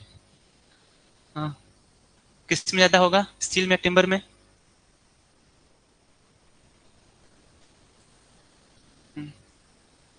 ठीक है, तो स्ट्रेस आपको यहाँ से क्या मिलेगा, ओके, गुड, वेरी गुड। हाँ, तो दोनों में आपको क्या मिलता है, ये सेम मिलता है। इट मीन्स जब हम बात करेंगे स्ट्रेस, टिम्बर टिम्बर एक्सपेक्टेड था। हाँ ठीक है, दोनों में क्या मिलेगा आपको, सेम मिलेगा भाई, अलग अलग नहीं होगा, क्योंकि स्ट्रेस जो है वो मटेरियल के ऊपर डिपेंड नहीं करता है। किसके ऊपर डिपेंड करेगा, ये लोड एंड एरिया। तो यहाँ पे जब हम डिजाइन करेंगे, है ना, जब यहाँ से क्या करेंगे, इस 1000 किलोमीटर लोड को रेज करेंगे, मटेरियल को सिलेक्ट करेंगे, तो हमें मटेरियल के बारे में कंप्लीट इन्फॉर्मेशन होना है, and that material will resist this 1000 kilometre. आप ऐसे बोल सकते हैं, उस मटेरियल के पास इतनी सफिशिएंट डिस्टेंस होनी है कि वो किस लोड को रेज कर पाए यहाँ से, 1000 किलोमीटर। तो जब आप कंसीडर करेंगे, है ना, जब आप कंसीडर करेंगे किसको, यहाँ पे डिजाइन कंसेप्ट को, तो आपको किसको फोकस करना होगा, लोड, लोड के साथ किसको ध्यान देना होगा, यहाँ पे स्ट्रेंथ को। बिकॉज मटेरियल भी आपको ऐसा सेलेक्ट करना है जो क्या करे, इस 1000 किलोमीटर लोड को रजिस्ट करे। अब ये कब पता चल पाएगा कि रजिस्ट करेगा या नहीं करेगा, जब आपको मटेरियल के बारे में क्या होगा, यहाँ पे कंप्लीट इन्फॉर्मेशन होगी। ऐसा नहीं होगा कि हम केवल लोड को फोकस करें, स्ट्रेंथ को छोड़ दें, है ना, कि आपने कंप्लीट लोड को एस्टिमेट कर लिया, फिर उसके करस्पॉन्डिंग आप किसको ढूंढ रहे हैं यहाँ पे, एक मटेरियल जिसकी स्ट्रेंथ क्या हो यहाँ पे, इस लोड को रेजिस्ट कर पाए। तो जब भी हम डिजाइन करें किसी मेंबर को, हमें क्या करना होगा यहाँ पे, लोड को भी फोकस करना होगा और किसको करना होगा यहाँ पे, स्ट्रेंथ को भी करना होगा, है ना, दोनों को हमें यहाँ से क्या करना होगा, कंसीडर करना होगा। और स्ट्रेंथ ऑफ मटेरियल, किसी मटेरियल की स्ट्रेंथ आपको कब तक चल पाएगा, जब आपको उस मटेरियल के बारे में कंप्लीट इन्फॉर्मेशन होगी। इसी वजह से ध्यान रखना है, बिल्डिंग मटेरियल को बहुत सीरियस होकर के बहुत अच्छे से पढ़ना है। और इसका एप्लीकेशन आपको कहाँ मिल जाता है, सोम में। तो बिल्डिंग मटेरियल को बहुत अच्छे से पढ़ना, तभी आप बता पाएंगे कि आपके पास जो मटेरियल है क्या इस लोड को रेजिस्ट कर पाएगा या नहीं कर पाएगा। तो जब भी हम डिजाइन करेंगे, जब भी डिजाइन करेंगे, हमें करना क्या होगा, यहाँ पे लोड की करस्पॉन्डिंग स्ट्रेंथ कितना है ना, इन सबको फोकस करना होगा। बट जब हम ध्यान से देखते हैं यहाँ पे इन मेथड्स को, है ना, अल्टीमेट लोड को और यहाँ पे लिमिट सेट को, देखिए इन तीनों मेथड को, तो ये जो आपको यहाँ से मिलता है वर्किंग बेसिस, इसने केवल फोकस किया किसके ऊपर, यहाँ पे एक्चुअल लोड के ऊपर। कोई भी यहाँ पे पार्शियल सेफ्टी फैक्टर्स या फिर सेफ्टी को इंश्योर नहीं किया गया। इसका मतलब क्या हो गया कि हमने एस्टिमेट किया कंप्लीट हमें कितना लोड आ रहा है, यहाँ पे एक्चुअल में कितना लोड आ रहा है, 1000 किलोन्यूटन। क्या 1000 लेकर डिजाइन करेंगे, इससे ज्यादा को लेकर डिजाइन करेंगे। जैसे कहा जाए फॉर एग्जाम्पल एक बिल्डिंग है, बिल्डिंग का जो लोड आ रहा है वो कितना रहा है, यहाँ से 1000 किलोन्यूटन हो गया। तो आपसे पूछा जाए क्या हम 1000 ही लेकर डिजाइन करें, इससे ज्यादा लेकर डिजाइन करेंगे। जैसे आपसे पूछा जाए भाई हम जो यहाँ से बिल्डिंग को डिजाइन को, उसका टोटल लोड कितना हो गया, यहाँ से 1000। जब डिजाइन के हम क्या करते हैं, इससे 1000 से ज्यादा लेकर डिजाइन करते हैं। बट डब्ल्यूसीएम कहता है कि आपको कुछ अलग से सेफ्टी यूज नहीं करना, जितना लोड एक्चुअल में आ रहा है आप उसी को क्या करिए, यहाँ से लेकर डिजाइन करिए। बट इसके साथ साथ डब्ल्यूसीएम कहता है कि जब भी आप मेंबर को यूज करेंगे, जैसे यहाँ पे मैं थोड़ा और आगे मेंशन करूं, जैसे यहाँ देखा जाए, जैसे हम लोग यहाँ से बात कर रहे हैं, देखिए ओके मैं यहाँ पे शो कर रहा हूँ, हमारे पास एक मेंबर हो गया ये, आपको इसको समझना है, यहाँ से एक मेंबर हो गया, है ना। इस पर जो एक्चुअल लोड आ रहा है पी इक्वल्स टू, है ना, मान लेते हो कितना यहाँ से 1000 किलो न्यूटन, 1000 किलो न्यूटन, ये इसका एक्चुअल लोड है, एक्चुअल लोड है। अब मैंने आपको इसका क्रॉस सेक्शन एरिया दे दिया यहाँ से, है ना, मैंने इसका क्रॉस सेक्शन आपको एरिया दे दिया यहाँ से, क्रॉस सेक्शन एरिया ये यहाँ से दे दिया कितना 5000 mm स्क्वायर, है ना, 5000 mm स्क्वायर। तो आपसे पूछा जाए जरा बताइए इसका एक्चुअल स्ट्रेस कितना हो जाएगा, तो आप यहाँ से क्या बोलेंगे, सिग्मा एक्चुअल कितना हो जाएगा, यहाँ से P divide by cross section area कितना मिल रहा होगा आपको, ये 1000 इंटू 100,000 का डिवाइड बाई 5000 हो गया। तो देखिए ये से कैंसिल आउट हो गया, कितना आ गया ये 200 न्यूटन पर mm स्क्वायर। तो आपको यहाँ से एक्चुअल स्ट्रेस कितना मिल गया 200 न्यूटन पर mm स्क्वायर। अभी इसको आपको समझना है, अब ये एक्चुअल में इतना स्ट्रेस डेवलप हो रहा है या फिर अप्लाई हो रहा है किसके, इस मेंबर के ऊपर या इस मटेरियल के ऊपर। तो जब भी आप मेंबर को सेलेक्ट करेंगे या फिर आप इस मटेरियल को सेलेक्ट करेंगे, क्या उस मटेरियल की स्ट्रेंथ, इस मटेरियल की स्ट्रेंथ 200 के बराबर ही होना है, इससे ज्यादा होना है, इससे ज्यादा होना है, ठीक है, इससे ज्यादा होना है। लेकिन हमने जो लोड लिया है वो तो क्या लिया हुआ है 1000 लिया, जो एक्चुअल में डेवलप हो रहा है। तो डब्ल्यूएसएम की जब बात करते हैं वर्किंग से डिजाइन मेथड, तो वो कहता है अगर आप किसी मेंबर को डिजाइन करें बाय दिस मेथड, है ना, बाय दिस मेथड, तो आप यहाँ पे एक मेंबर को लीजिए। तो हमने यहाँ पे एक मेंबर को ले लिया, ठीक है। मान लेते हैं इस मेंबर की स्ट्रेंथ, है ना, हम लोग इसकी स्ट्रेंथ की बात कर रहे हैं, इस मेंबर की स्ट्रेंथ फॉर एग्जांपल हमने कितना ले लिया, यहाँ से ले लिया यहाँ से 250 मेगा पास्कल। इस मेंबर की स्ट्रेंथ कितनी यहाँ पे 250 मेगा पास्कल। इट मीन्स अगर आपने 250 से ज्यादा अप्लाई किया तो क्या करेगा, ये फेलियर को शो कर रहा होगा, है ना, क्या शो करेगा, फेलियर को शो करेगा। तो जब भी हम लोड अप्लाई करेंगे क्या करेंगे 250 से कम अप्लाई करेंगे। बट डब्ल्यूएसएम क्या कहता है जो भी आप मेंबर ले रहे हैं आप उसकी स्ट्रेंथ को पता करिए, फिर आप पता करिए उसकी परमिसिबल स्ट्रेंथ को, फिर आप पता करिए किसकी, यहाँ पे इसकी परमिसिबल स्ट्रेंथ को। तो परमिसिबल स्ट्रेंथ कितनी हो जाएगी, हम कैसे पता करते हैं, डब्ल्यूएसएम कहता है कि जो भी इसकी यील्ड स्ट्रेंथ है, फिर फेलियर स्ट्रेंथ है, मैं इसको यहां से लिख रहा हूं failure strength divide by factor of safety. WSM ने कहा, है ना, इस मेथड ने कहा कि अगर आपको परमिसिबल स्ट्रेंथ पता करना तो आप यहां से क्या करिए failure strength divide by factor of safety. जैसे कहा जाए ये कितना हो गया, यहाँ से देखो 250 डिवाइड बाई कितना कर दिया यहाँ से 2.5, तो 2.5 मैंने यहाँ से क्या ले लिया फैक्टर ऑफ सेफ्टी, कितना आ जाएगा ये आपको मिल जाएगा यहाँ से 100 न्यूटन पर एम स्क्वायर, कितना रहा है 100 न्यूटन पर एम स्क्वायर। तो परमिसिबल स्ट्रेंथ कितनी हो गई यहाँ से 100 न्यूटन पर एम स्क्वायर। अब आप जो भी स्ट्रेस अप्लाई करेंगे सिग्मा एक्चुअल आपको ध्यान रखना है लेस देन इक्वल टू कितना रखना आपको यहाँ पे सिग्मा परमिसिबल, सिग्मा परमिसिबल। तो डब्ल्यूएसएम कहता है कि आप जब भी स्ट्रेस अप्लाई करिए आपको हमेशा किसी करस्पॉन्डिंग अप्लाई करना है यहाँ से परमिसिबल स्ट्रेंथ, अल्टीमेट या फिर फेलियर तक नहीं जाना है, अल्टीमेट या फिर फेलियर तक नहीं जाना है। इट मींस डब्ल्यूएसएम ने किसको फोकस किया यहाँ पे स्ट्रेंथ को लेकर के, किसको फोकस किया यहाँ पे स्ट्रेंथ को लेकर के, लोड को नहीं किया, लोड को यहाँ पे नहीं किया। ये ऐसा भी तो हो सकता है ये कितना यहाँ से है 1000 है, कितना 1000 है, मान लेते हैं इसको हमने डिजाइन कर दिया 2000 के लिए, अभी करंट में कितना यहाँ से 1000 आ रहा है, हमने इसको डिजाइन कर दिया कितने यहाँ पे 2000 के लिए, मीन्स हमने इसको ओवर से बना दिया, एक्चुअल में कितना आ रहा है यहाँ से 1000। मान लेते हैं यहाँ पे कितना हो सकता है इनकेस फ्यूचर में कुछ भी पॉसिबिलिटीज हुई तो इसको हमने 2000 लेके डिजाइन कर दिया। अब 2000 करस्पॉन्डिंग हम क्या करेंगे मटेरियल को सिलेक्ट कर जिसकी फेलिएशन कितनी यहाँ से 2000 को रजिस्ट कर रहा होगा। तो हमारे पास यहाँ पे दो ऑप्शन है, पहला लोड को बढ़ा सकते थे स्ट्रेंथ को कुछ ना करें, दूसरा केस क्या हो गया लोड को सेम रखा लेकिन जो मटेरियल यूज करें उसकी स्ट्रेंथ इतनी ज्यादा है कि वो इससे ज्यादा लोड को भी रजिस्ट कर सकता है।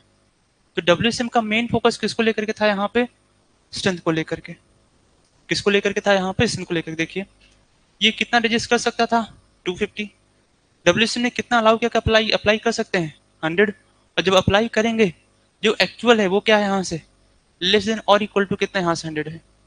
अगर 100 आ रहा है तो क्या शो करेगा वो क्रिटिकल कंडीशंस को बता रहा होगा कि अब इससे ज्यादा किया तो क्या करेगा ये फेल कर जाएगा, है ना। तो डब्ल्यूएसएम ने किसको फोकस किया यहाँ पे मेन स्ट्रेंथ को, लोड को लेकर कोई काम नहीं किया गया, ठीक है लोड को लेकर कोई काम नहीं किया गया, जबकि यहाँ से फोकस किसको करना था लोड को भी और स्ट्रेंथ को भी, लोड को भी और स्ट्रेंथ को भी लेकर के। फिर से देख लीजिए यहाँ से मटेरियल कितना रजिस्ट कर सकता था फेलियर 250, है ना।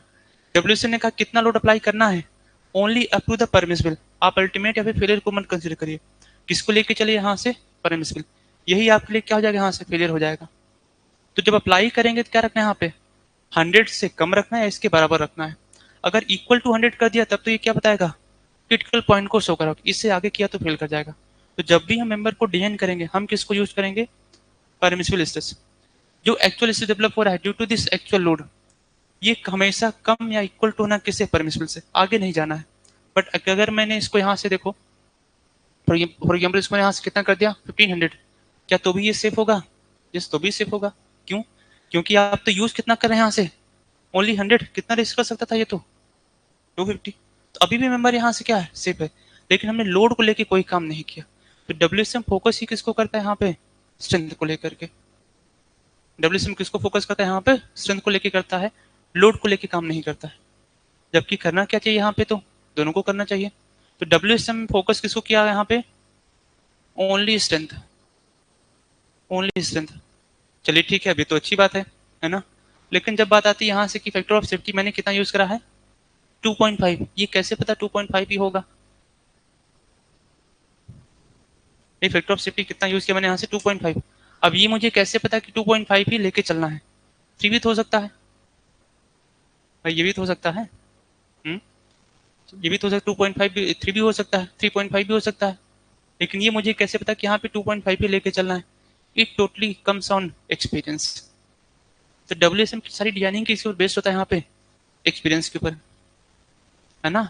इसी वजह से ये मेथड क्या है बहुत रिलायबल नहीं है ना। ये आपको हमेशा क्या करता है ओवरशिफ्ट डिजाइन कराता है, ये आपको हमेशा क्या करता है यहाँ पे ओवरशिफ्ट डिजाइन कराता है।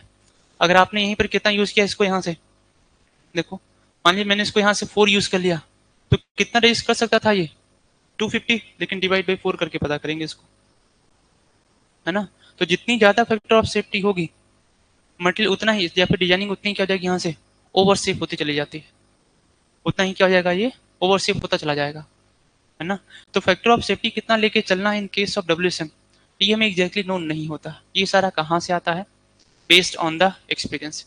इसी वजह से डब्ल्यूएसएम मेथड को हम उतना प्रेफर नहीं करते हैं, क्यों क्योंकि इसलिए आप कोई कैलकुलेशंस नहीं कर रहे हैं, है ना। अब आपके पास अगर बहुत सारा एक्सपीरियंस होगा तब तो आप बता पाएंगे, नहीं एक्सपीरियंस होगा तब क्या होगा? अगर एक्सपीरियंस नहीं है तब क्या होगा? आप स्ट्रक्चर को अनसेफ भी कर सकते हैं, फेल भी करा सकते हैं, है ना? तो डब्ल्यूएसएम का एक ये ड्रॉबैक हो जाता है। डब्ल्यूएसएम का एक यहाँ से कम जाता है, ड्रॉबैक हो जाता है। अच्छा एक चीज ये देखिए, हम यहाँ से यूज कितना कर रहे हैं? ओनली 100। कितना कर सकता है? 250। तो हमने कितना रिजर्व करके रखा हुआ है इसमें? हमने यहाँ कितना रिजर्व करके रखा हुआ है? 150 मेगा पास्कल, जिसका कोई यूज नहीं हो रहा होगा। हमने कितना रिजर्व करके रखा हुआ है यहाँ पे? 150 मेगा पास्कल। तो यहाँ पे जो रिजर्वेशन होती है वो भी आपको क्या मिलती है? ज्यादा मिलता है। किसमें? डब्ल्यूएसएम में। किसमें हो जाता है यहाँ पे? डब्ल्यूएसएम में। नेक्स्ट आइए यहाँ से। अब दूसरा मेथड कौन सा यहाँ से है? अल्टीमेट लोड, और यहाँ से क्या है ये? Plastic method. जरा इसको देखते हैं। तो पहले केस हमने किसको फोकस किया? ओनली स्ट्रेस को, या आप पूछते हैं स्ट्रेंथ को। हमने लोड के बारे में कुछ भी नहीं कहा। तो दूसरा मेथड क्या आता है यहाँ पे? Ultimate load method. नाम में यहाँ से क्या है? नाम में यहाँ पे क्या है? Ultimate load. तो अब सारा फोकस किसको लेकर के हो गया? लोड को लेकर के हो गया। बट एक प्रॉब्लम यहाँ पे ये हो गई, जैसे मान लीजिए हमने लोड को लिया है यहाँ पे, डेड लोड। कौन कौन से लोड हो जाएंगे यहाँ से कंसिडरेशन के लिए? देखिए, डेड लोड हो, लाइव लोड हो गया, और यहाँ से क्या होगा? ये विंड लोड हो गया। अगर डिजाइनिंग में हम इनको कंसिडर करेंगे तो सबका अपना सिग्निफिकेंस होगा, है ना? डेड लोड का अलग है, लाइव लोड का अलग है, विंड लोड का अलग है। आपसे पूछा जाए क्या तीनों का इंपॉर्टेंस सेम है फिर अलग अलग है? तीनों की जो इंपॉर्टेंस है वो सेम है या फिर डिफरेंट डिफरेंट है? अगर हम यहाँ पे कंसिडर करें यहाँ से डेड लोड, लाइव लोड और विंड लोड, क्या तीनों की इंपॉर्टेंस सेम है या फिर अलग अलग है? भाई क्या डेड लोड सेम हो जाएगा लाइव लोड के बराबर? क्या लाइव लोड सेम हो जाएगा विंड लोड के बराबर? तो तीनों की जो सिग्निफिकेंस क्या वो सेम होगी या फिर अलग अलग होगी? अलग अलग होगा। भाई सबका अपना इंपॉर्टेंस है। हम ये नहीं बोल सकते जो डेड लोड की सिग्निफिकेंस सेम लाइव लोड का होगा। हम्म? हम ये नहीं बोल सकते जो लाइव लोड का सिग्निफिकेंस सेम किसका हो जाएगा? विंड लोड का होगा। तो सबका क्या होगा? अलग अलग होगा। बट इस मेथड में प्रॉब्लम ये हो गया कि जो पार्शियल सेफ्टी फैक्टर यूज किया गया वो तीनों के लिए क्या किया गया? यहाँ पे सेम टू सेम ले लिया गया। तो क्या सिग्निफाई करता है? इस मेथड में जो लोड को लिया गया वो तीनों को यहाँ पे सेम ले लिया गया। तो ये किसका कि यहाँ पे ड्रॉबैक मिल जाता है। बाकी इसके कंपेरिजन में ये आपको ज्यादा बेटर रिजल्ट देता है। जब ये सारा हो रहा होता है ये लोड को ज्यादा फोकस करते हैं, ये ज्यादा फोकस करते हैं स्ट्रेस को, ठीक है? तो इसमें दोनों में जो भी ड्रॉबैक्स मिलता है उन सबका ओवरकम कहाँ पे हो जाता है? दिस लिमिट से डिजाइन मेथड में। किसमें? लिमिट से डिजाइन मेथड में, ठीक है? अभी हम लोग कुछ आगे नहीं से बेसिक डिस्कस कर रहे हैं। तो यहाँ पे मेन प्रॉब्लम क्या था? स्ट्रेस को फोकस किया, लोड को नहीं किया। यहाँ पे क्या था? लोड को फोकस किया, स्ट्रेन को फोकस नहीं किया। तो एलएसए में क्या किया गया यहाँ से? ठीक है, यहाँ पे दो पैरामीटर्स को लिया गया। पहला लिया गया यहाँ पे किसको? स्ट्रेंथ क्राइटेरिया को, और दूसरा यहाँ से लिया गया सर्विसिबिलिटी क्राइटेरिया को। तो स्ट्रेंथ में क्या हो गया? जो भी लोड होगा उसके पार्शियल सेफ्टी फैक्टर को यूज किया गया, स्ट्रेंथ के ऊपर पार्शियल सेफ्टी फैक्टर को यूज किया गया। अब जो मिला उसको लेकर हम डिजाइन किया यहाँ से। लेकिन जो मेंबर डिजाइन कर रहे हैं वो हमारे काम भी तो आना है, वो सर्विस को फुलफिल भी तो करना है। यहाँ से क्या मिल गया? सर्विसिबिलिटी क्राइटेरिया भी आ गया। तो यहाँ पे इंस्पेक्टर्स को भी लिया गया, ठीक है? तो ये तो आपको सिंपल थियरी के बारे में थोड़ा इन्फॉर्मेशन हो गया, ठीक है? अब जरा आते हैं अपने टॉपिक के ऊपर। यहाँ से पहला मेथड हमारे पास यहाँ पे कौन सा है? देखिए, अगर आप देखें फर्स्ट मेथड आपको यहाँ से क्या मिल जाएगा? Design of steel structure based on the following theories. कौन कौन सा मिल जाएगा यहाँ से? वर्किंग स्टील डिजाइन मेथड, इसका और क्या नाम है यहाँ पे? Elastic method. इसका और क्या नाम है यहाँ से? Conventional design method. दूसरा कौन सा? Ultimate load plastic method. Third कौन सा यहाँ पे है? Limit state design method. Load and resistance factor design method, जिसको आप क्या बोलते हैं यहाँ से? LRFD बोल देते हैं। पहला कौन सा हो गया यहाँ से? WSM। इसको देखते हैं। This method is in this method designing based on elastic theory. ये किसको बेस्ड होता है यहाँ पे? Based on the elastic theories. ये तो पहला पॉइंट मिल गया आपको यहाँ से। So this method is based on the elastic theories, ठीक है? भाई जिनके पास भी नोट्स है ये अंडरलाइन करते हुए चलेंगे इसको। Here the structure are analysed elastically for worst stress combination, है ना? For worst stress combination. तो जब भी यहाँ पे हम डिजाइन करते हैं हम उन सारे पॉइंट को कंसिडर करें जहां पे स्ट्रक्चर क्या हो सकता है? फेल हो सकता है। किसको कंसिडर किया यहाँ से? Worst stress combination of working stress and the member are proportioned such that allowable or permissible stress never exceed। और ये इंश्योर करेंगे कि जो भी एक्चुअल स्ट्रेस है वो किसको एक्सीड नहीं कर रहा होगा यहाँ पे? परमिसिबल या फिर अलाउबल को। The permissible stress is defined as the ratio of the yield stress to the factor of safety. अभी भी आपसे पूछा जाता है परमिसिबल को हम कैसे पता करते हैं, yield stress to the factor of safety, and this factor of safety is found on the basis of, देखो अभी टोटली किसके ऊपर आ रहा है यहाँ से, based on the experience, based on the experience. तो अगर एक्सपीरियंस होगा तभी आप क्या कर पाएंगे, इसको डिजाइन कर पाएंगे, एक्सपीरियंस नहीं तो इसको डिजाइन हम नहीं कर पा रहे। चलिए चेक करते हैं यहाँ से। अब यहाँ से जो वर्किंग से डेवलप हुआ जिसको क्या बोल रहे हैं, applied stress, this value should be less than equal to क्या हो जाएगा यहाँ से, परमिसिबल। अब परमिसिबल को कैसे पता करेंगे, यील्ड से divided factor of safety. It means जो भी यहाँ डेवलप हो रहा है किससे, working stress, this value will be always less than equal to failure stress divide by factor of safety, failure से डिवाइड फैक्टर ऑफ सेफ्टी। अब आगे बढ़ते हैं यहाँ से, इसका ड्रॉबैक क्या हो जाएगा, देखो यहाँ से, as in this case linear elastic behaviour is assumed and reserve strength, underline करना है इसको यहाँ पे, रिजर्व स्ट्रेंथ ऑफ मटेरियल्स, ठीक है, strength beyond the elastic limit is not used resulting uneconomical design. अब ऐसा क्यों अनइकोनॉमिकल क्यों है, क्योंकि यहाँ पे क्या है, रिजर्वेशन ज्यादा हो रहा है, रिजर्वेशन ज्यादा है, इसका मतलब क्या हो जाएगा यहाँ पे कि हमारा जो हमारा मेंबर है वो लोड को और ज्यादा ले सकता है, बट अप्लाई हम क्या कर रहे हैं, कम कर रहे हैं, है ना। तो और स्ट्रेंथ को ले सकता है बट हम उसकी फुल स्ट्रेंथ को यूटिलाइज नहीं करें, इसी वजह से क्या हो जाएगा आपको यहाँ पे रिजर्वेशन क्या मिलता है, ज्यादा मिलता है। ये किसको रिजल्ट करेगा यहाँ पे, अनइकोनॉमिकल डिजाइन को, हाँ किसको डिजाइन करेगा, अनइकोनॉमिकल डिजाइन को। नेक्स्ट देखिए यहाँ से, the assumption that working stress would be kept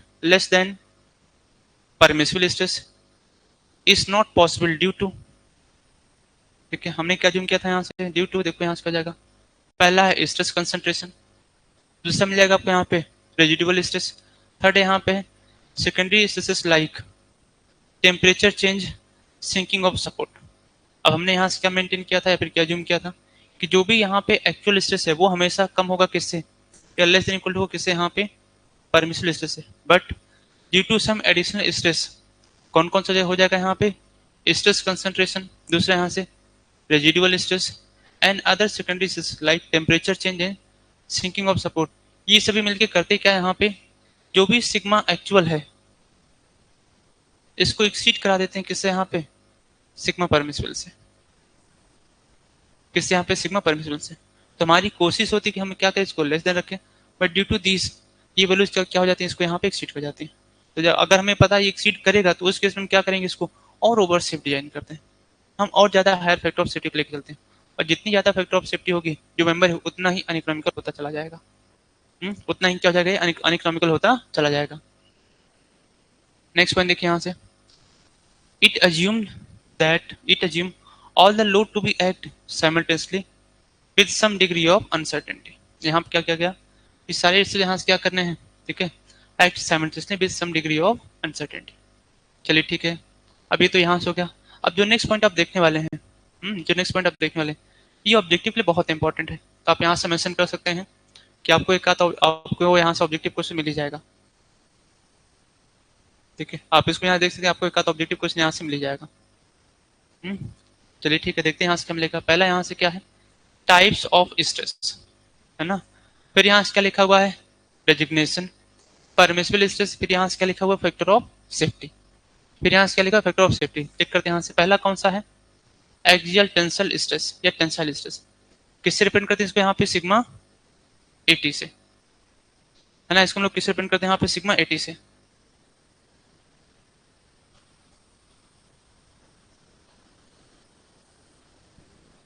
एक सेकंड, आपका टेस्ट पेपर भी है आज कितने बजे से,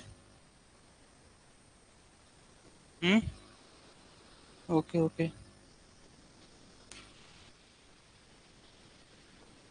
तो यहाँ से क्या हो जाएगा, ठीक है, तो यहाँ से क्या कुछ परमिसिबल स्ट्रेस, पहला कौन सा हो गया यहाँ से, एक्सियल टेंशन और एक्सियल कॉम्प्रेशन, इसको हम किससे रिप्रेजेंट करते हैं, यहाँ पे सिग्मा 80, और यहाँ से क्या जाएगा सिग्मा AC, कितना हो जाएगा दोनों के लिए 0.60 FY। ये तो यहाँ से क्या है, परमिसिबल स्ट्रेस। तो आपसे पूछा जाए फैक्टर ऑफ सेफ्टी क्या हो जाएगा, हमने क्या देखा था यहाँ से, परमिसिबल स्ट्रेस, परमिसिबल स्ट्रेस क्या था यहाँ से, failure stress divide by factor of safety. आपको यहाँ से क्या दिया हुआ है, परमिसिबल स्ट्रेस नोन है, तो फैक्टर ऑफ सेफ्टी कितना मिल जाएगा आपको, फिर कैसे पता कर लेंगे फैक्टर ऑफ सेफ्टी, यहाँ से यील्ड डिवाइड बाई क्या हो जाएगा यहाँ से, परमिसिबल, परमिसिबल। तो चेक करिए यहाँ से, यील्ड डिवाइड बाय 0.60 कितना जाएगा 1.67। तो एक्सियल टेंशन एक्सियल कॉम्प्रेशन में आप कितना यूज करेंगे 0.60 तो कितना रिजर्व करके रखा हुआ आपने, कितना रिजर्व करके रखा हुआ आपने यहाँ से 40% को रिजर्व करके रखा हुआ है। अगर हम बात करें यहाँ से बात की जाए, देखिए अगर ले लिया यहाँ से एफ फॉर एग्जाम्पल मैंने 250 ले लिया, तो 250 में यूज कितना कर रहे हैं ओनली 150। जो हमारे पास मेंबर है अगर उसकी अगली सेंस कितनी यहाँ से उसकी पहली सेंस कितनी 250, तो अगर हम उस यूज करें कहाँ पे एक्सियल टेंशन में, तो एक्सियल टेंशन में हमने कितना सेंस यूज करा है ओनली 150। अभी 100 यहाँ से क्या करें हम इसको सेव करके रख रहे हैं। इस मेंबर की जो हमारे पास मेंबर यहाँ से 250, इसका हमने केवल 150 न्यूटन पर एम स्क्वायर इस को यूज किया है। 100 एम को यहाँ से क्या रखा हुआ सेव करके रखा, तो ऑलमोस्ट 50% यहाँ से क्या कर रहे हैं हम सेव करके रख रहे हैं, क्या करें यहाँ से सेव करके रख रहे हैं, मीन्स उसके हम केवल हाफ परसेंट को यूज कर रहे हैं बस। सेम देखते हैं यहाँ से बेंडिंग टेंसाइल और bending compressive. Axial tension axial compression 0.60, bending tension bending compression इसको किसे रिप्रेजेंट करते हैं यहाँ से सिग्मा बीटी और सिग्मा बीसी। कितना हो जाएगा ये 0.66 FI हो जाएगा।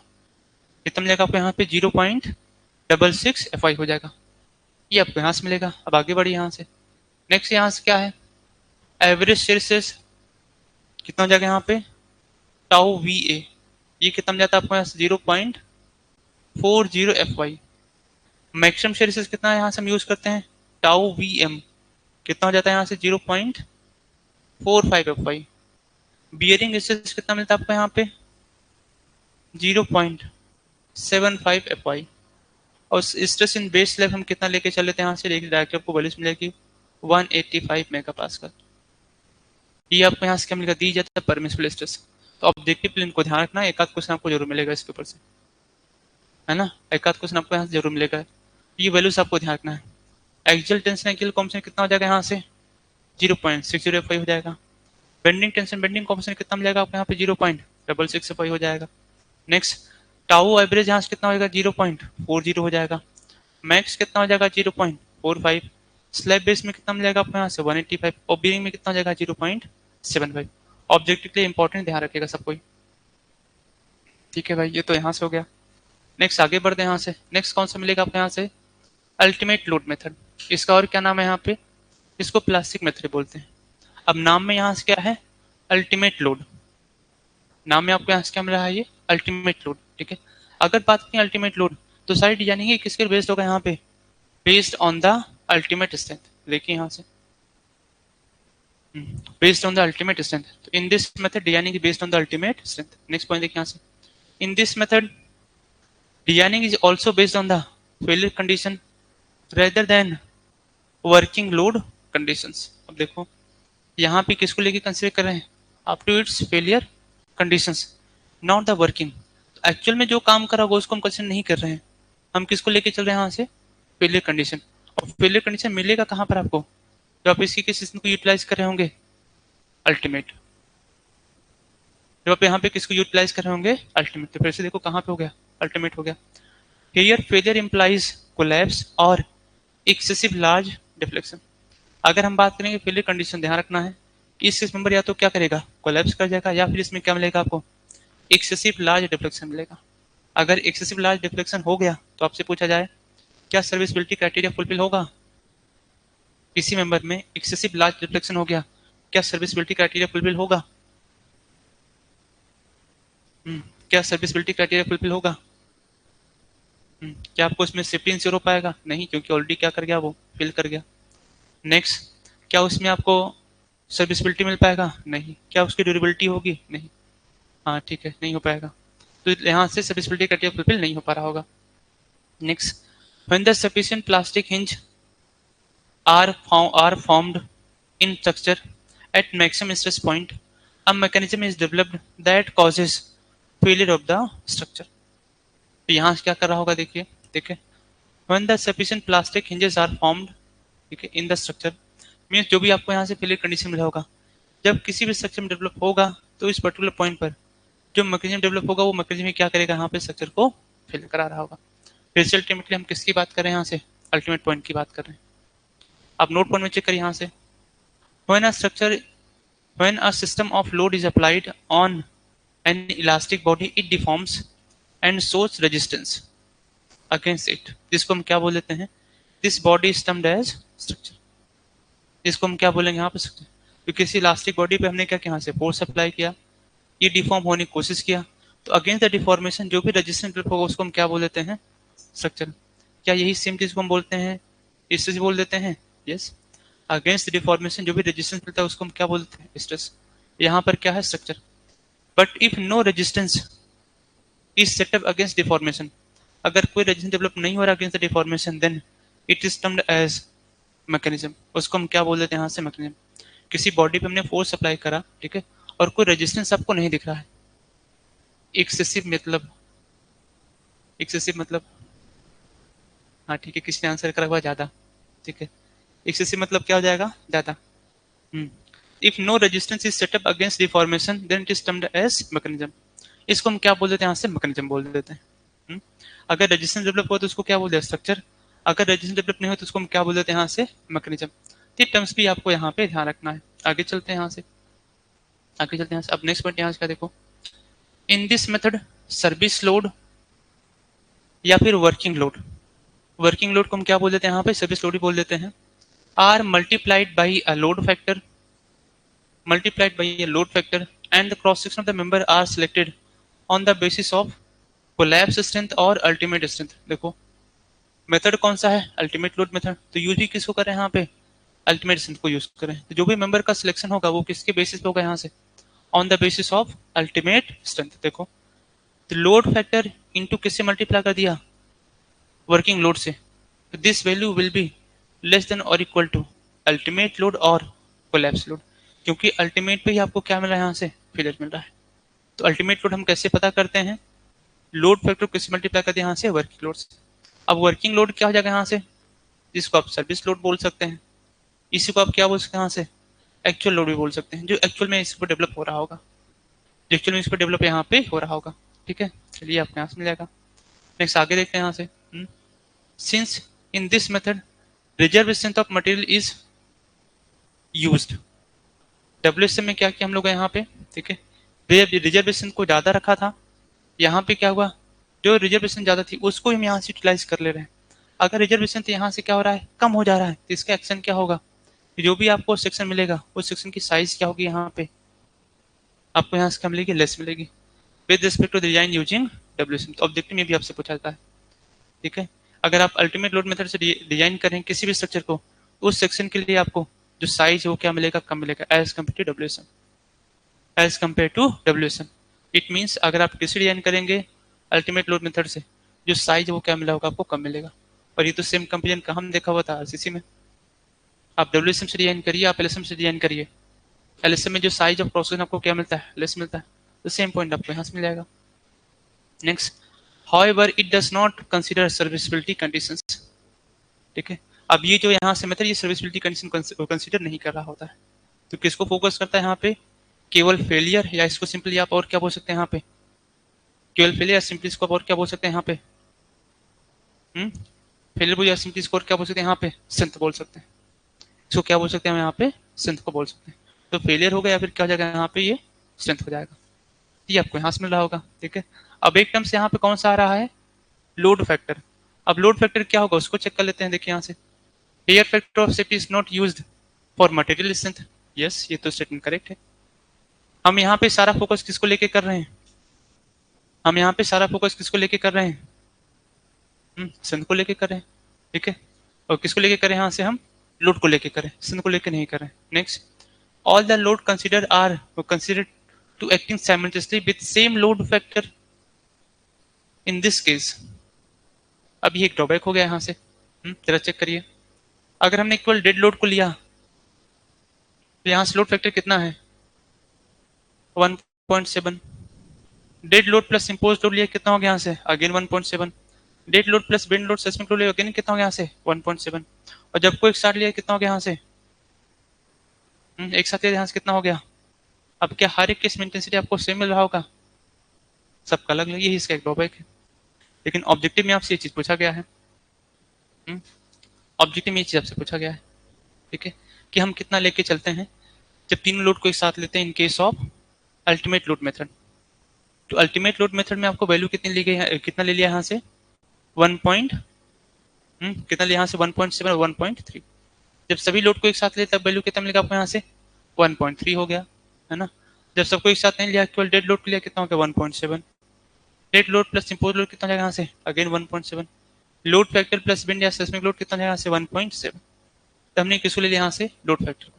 इन वैल्यूज को भी आपको ध्यान रखना है, एग्जाम में आपसे ये वैल्यूज पूछी जाती है, एग्जाम में आपसे ये वैल्यूज मिलेगी। एक तो हो गया टाइप ऑफ सेक्शन, है ना, कि सेक्शन छोटा होगा या कम होगा, ठीक है। नेक्स्ट इस मेथड को और क्या बोलते हैं, थर्ड यहाँ से लोड फैक्टर, ठीक है। तो वर्किंग इस मेथड में आपको क्या मिल जाएगा यहाँ से परमिसिबल स्ट्रेस की ये जो टेबल से आपके लिए बहुत इंपॉर्टेंट है। परमिसिबल स्ट्रेस की जो टेबल से टेबल आपके लिए बहुत इंपॉर्टेंट है, एग्जाम में आपसे पूछा जाता है, ठीक है, अंडर डिफरेंट डिफरेंट कंडीशंस में। और इसमें हो गया यहाँ से इसमें मिल गया कौन सा यहाँ पे ये टेबल लोड फैक्टर के लिए, तो ये आपको यहाँ से मिल जाएगा। अच्छा फर्स्ट में क्या प्रॉब्लम हो गया, हमने किसको फोकस नहीं किया, डब्ल्यू में हमने किसको फोकस नहीं किया लोड को, और अल्टीमेट लोड में हमने किसको फोकस नहीं किया यहाँ पे स्ट्रेंथ को, ठीक है। तो इसके बाद नेक्स्ट मेथड आपको कौन सा मिलता है यहाँ पे लिमिट स्टेट, कौन सा मिलता है आपको यहाँ से लिमिट स्टेट डिजाइन मेथड। इसी का और क्या नाम है यहाँ पे load resistance and factor design, ठीक है। अब इसकी बात करते हैं यहाँ से LSM developed in Canada and European countries, कितना हो जाएगा यहाँ पे 1974 में। इस मेथड को कहाँ डेवलप किया गया था यूएसए में या अमेरिका में बोल सकते हैं। Next considered most critical conditions for limit state of strength and serviceability. यहाँ पे क्या हो गया it consider actual behaviour of the structure which causes unfit for use. तो यहाँ पे क्या हो गया जब हमने इस मेथड को यूज किया तो उस केस में क्या मिला यहाँ पे क्रिटिकल केस मिला किस लिए स्ट्रेंथ और सर्विसबिलिटी कंडीशंस का। इतनी से ज्यादा सुटेबल हो रहा है, ज्यादा आपको अच्छा रिजल्ट दे रहा है किसके लिए यहाँ पे डिजाइनिंग के लिए। बट ये किसको लेके चला यहाँ पे एक्चुअल, और क्या हम एक्चुअल को कंसीडर करते हैं नहीं, हमेशा उसे क्या करते हैं ज्यादा लेके चल रहे होते हैं, है ना। जैसे कहा जाए डब्ल्यूएसएम के फेल होने का रीजन ही क्या था कि यहाँ पे हमने कंसीडर किसको किया है एक्चुअल स्ट्रेंथ को, किसको लिया यहाँ पे एक्चुअल स्ट्रेंथ या एक्चुअल लोड को लिया, तो वो चीज हम यहाँ पे नहीं करते। आपको यहाँ पे एलएसएम में क्या मिल जाएगा ज्यादा बेटर रिजल्ट मिलेगा, और load and resistance factor method में डिजाइन मेथड में क्या मिल जाता है यहाँ से एक्चुअल बिहेवियर मिल जाता है, जो कि फिट नहीं किस लिए यहाँ पे यूजफुल। इस वजह से ये मेथड सुटेबल नहीं, हम इसको यूज कर लेते हैं। अदरवाइज दोनों का कंसिडरेशन यहाँ से क्या है सेम है, दोनों का कंसिडरेशन यहाँ से क्या है सेम है, दोनों मेथड का डेवलपमेंट एक साथ ही हुआ है ना। चलिए ठीक है आगे बढ़ते हैं।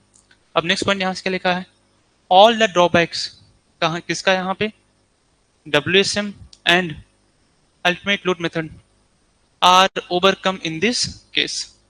जो भी ड्रॉबैक था वो सारा यहाँ से क्या हो गया रिमूव हो गया। इन this method partial factor of safety for loading and material strength is applied which is based on acceptable probability of the failures, which is based on the acceptable probability of the failures, ठीक है। अब next point को देखते हैं हम लोग यहाँ से। अच्छा ठीक है भाई एलएसएम आपको क्या शो करता है यहाँ से प्रोबेबिलिटी फैक्टर्स पे होता है, ध्यान रहे आपको यहाँ पे इसकी थियरी किस पे बेस्ड होती है यहाँ से प्रोबेबिलिटी कंडीशंस पे। नेक्स्ट देखिए यहाँ से these partial factor of safety, यहाँ सब क्या मिल जाएगा these partial factor of safety accounts for permissible over the load and under the strength of the materials। अब इसको चेक करिए यहाँ से जब इसको डिजाइन करते हैं देखिए यहाँ से partial factor of safety accounts for permissible over the load, permissible overload and under the strength। Means load में आपको क्या मिल जाएगा यहाँ से ओवरलोड हो रहा होगा और स्ट्रेंथ आपको यहाँ से क्या मिल जाती है अंडर स्ट्रेंथ मिल जाएगा। मीन्स स्ट्रेंथ को हम बहुत ज्यादा फोकस नहीं कर पाते हैं, है ना, स्ट्रेंथ को बहुत ज्यादा फोकस नहीं करते हैं और लोड को हम क्या करते हैं ओवर एस्टिमेट कर देते हैं। यहाँ देखो क्या हो जाएगा फैक्टर लोड यहाँ से क्या हो जाएगा इसको यहाँ यूज यहाँ से पार्शियल सेफ्टी फैक्टर्स इनटू क्या मिलेगा आपको यहाँ से कैरेक्टरिस्टिक्स लोड। फैक्टर स्ट्रेंथ यहाँ से क्या हो जाएगा कैसे पता करें इसको यहाँ से देखिए characteristics strength divide by partial safety factors for materials. यहाँ से क्या हो गया ये गामा एम हो गया, यहाँ से क्या मिल गया आपको ये गामा एम हो गया। तो यहाँ से क्या मिल देखिए लोड फैक्टर यहाँ से क्या हो रहा है gamma M into characteristics load, यहाँ से क्या मिल रहा है डिवाइड कर रहे हैं। जब मल्टीप्लाई किया तो यहाँ से क्या हो गया वैल्यू इंक्रीज हुई होगी, जब डिवाइड किया तो वैल्यू क्या हुआ होगा ये डिक्रीज हुआ होगा। जब इसको यहाँ से क्या उन्होंने डिवाइड किया तो वैल्यू क्या हो गया यहाँ से डिक्रीज हुआ। इसलिए स्ट्रेंथ आपको यहाँ से क्या मिला है अंडर स्ट्रेंथ और लोड आपको यहाँ से क्या मिल रहा है ओवरलोड मिल रहा है। इसलिए लोड आपको यहाँ से क्या मिल रहा है, ये ओवरलोड मिल रहा है। इन दोनों पॉइंट्स का भी आपको क्या करना है, यहाँ से ध्यान रखना है। इन दोनों पॉइंट्स का भी आपको क्या रखना है, यहाँ पे ध्यान रखना है। तो ये यहाँ से क्या कर रहा है, ओवरलोड हो रहा है, ये यहाँ से कर रहा है अंडर स्ट्रेंथ हो रहा है। ठीक है, नेक्स्ट पॉइंट को देखते हैं यहाँ से। गामा एफ यहाँ से क्या हो जाएगा, partial factor of safety for load. Gamma M यहाँ से क्या है, partial factor of safety for strength. यहाँ से क्या हो जाएगा, ये स्ट्रेंथ हो जाएगा।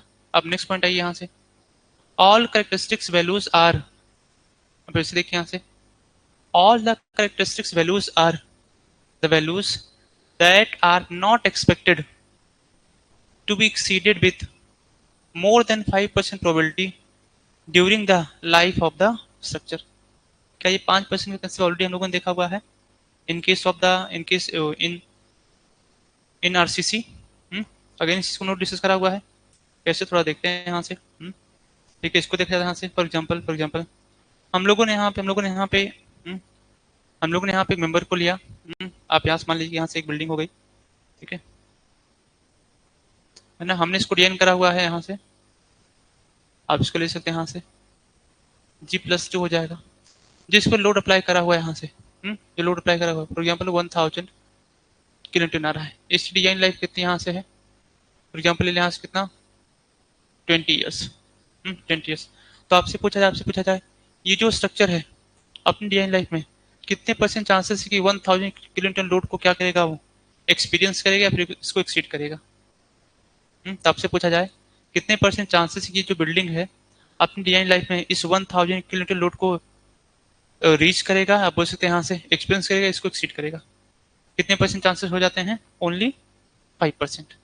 95% चांसेस अपनी डिजाइन लाइफ में कभी भी इस लोड को ये बिल्डिंग एक्सपीरियंस नहीं करेगा। There are only 5% chances. Yes, हाँ करेक्ट है, यस करेक्ट है भाई आपका answer. Only 5% chances, yes there is only 5% chances कि अपनी डिजाइन लाइफ में, हाँ ठीक है आपका भी आंसर करेक्ट है कि ओनली 5% चांसेस हैं, है ना, कि जो स्ट्रक्चर है अपनी डिजाइन लाइफ में इस लोड को एक्सपीरियंस करेगा। 95% चांसेस हैं कि कभी भी इसको एक्सपीरियंस नहीं करेगा। और आपसे कहा जाए, अगर आपसे कहा जाए कि अगर यही, है ना, यही आपसे कहा जाए कि अपनी डिजाइन लाइफ के अंदर ही फेल कर गया, आपसे कहा जाए आपने स्ट्रक्चर को डिजाइन किया और अपनी डिजाइन लाइफ के अंदर ही ये स्ट्रक्चर फेल कर गया, है ना, अगर आपको स्ट्रक्चर फेल मिला है तो आपसे पूछा जाए comment on the materials. Comment on materials, पहली चीज 95% चांसेस है कि फेल नहीं करेगा अपनी डिजाइन लाइफ में, तो कितना ओवर सेफ्टी का डिजाइन क्या होगा। लेकिन अगर फेल कर गया तब क्या हो जाएगा, तब आपसे पूछा जाए comment on the materials. Material अच्छी क्वालिटी का यूज किया होगा या फिर पुअर क्वालिटी का। मटेरियल अच्छी क्वालिटी का यूज किया होगा या फिर पुअर क्वालिटी का यूज किया गया होगा।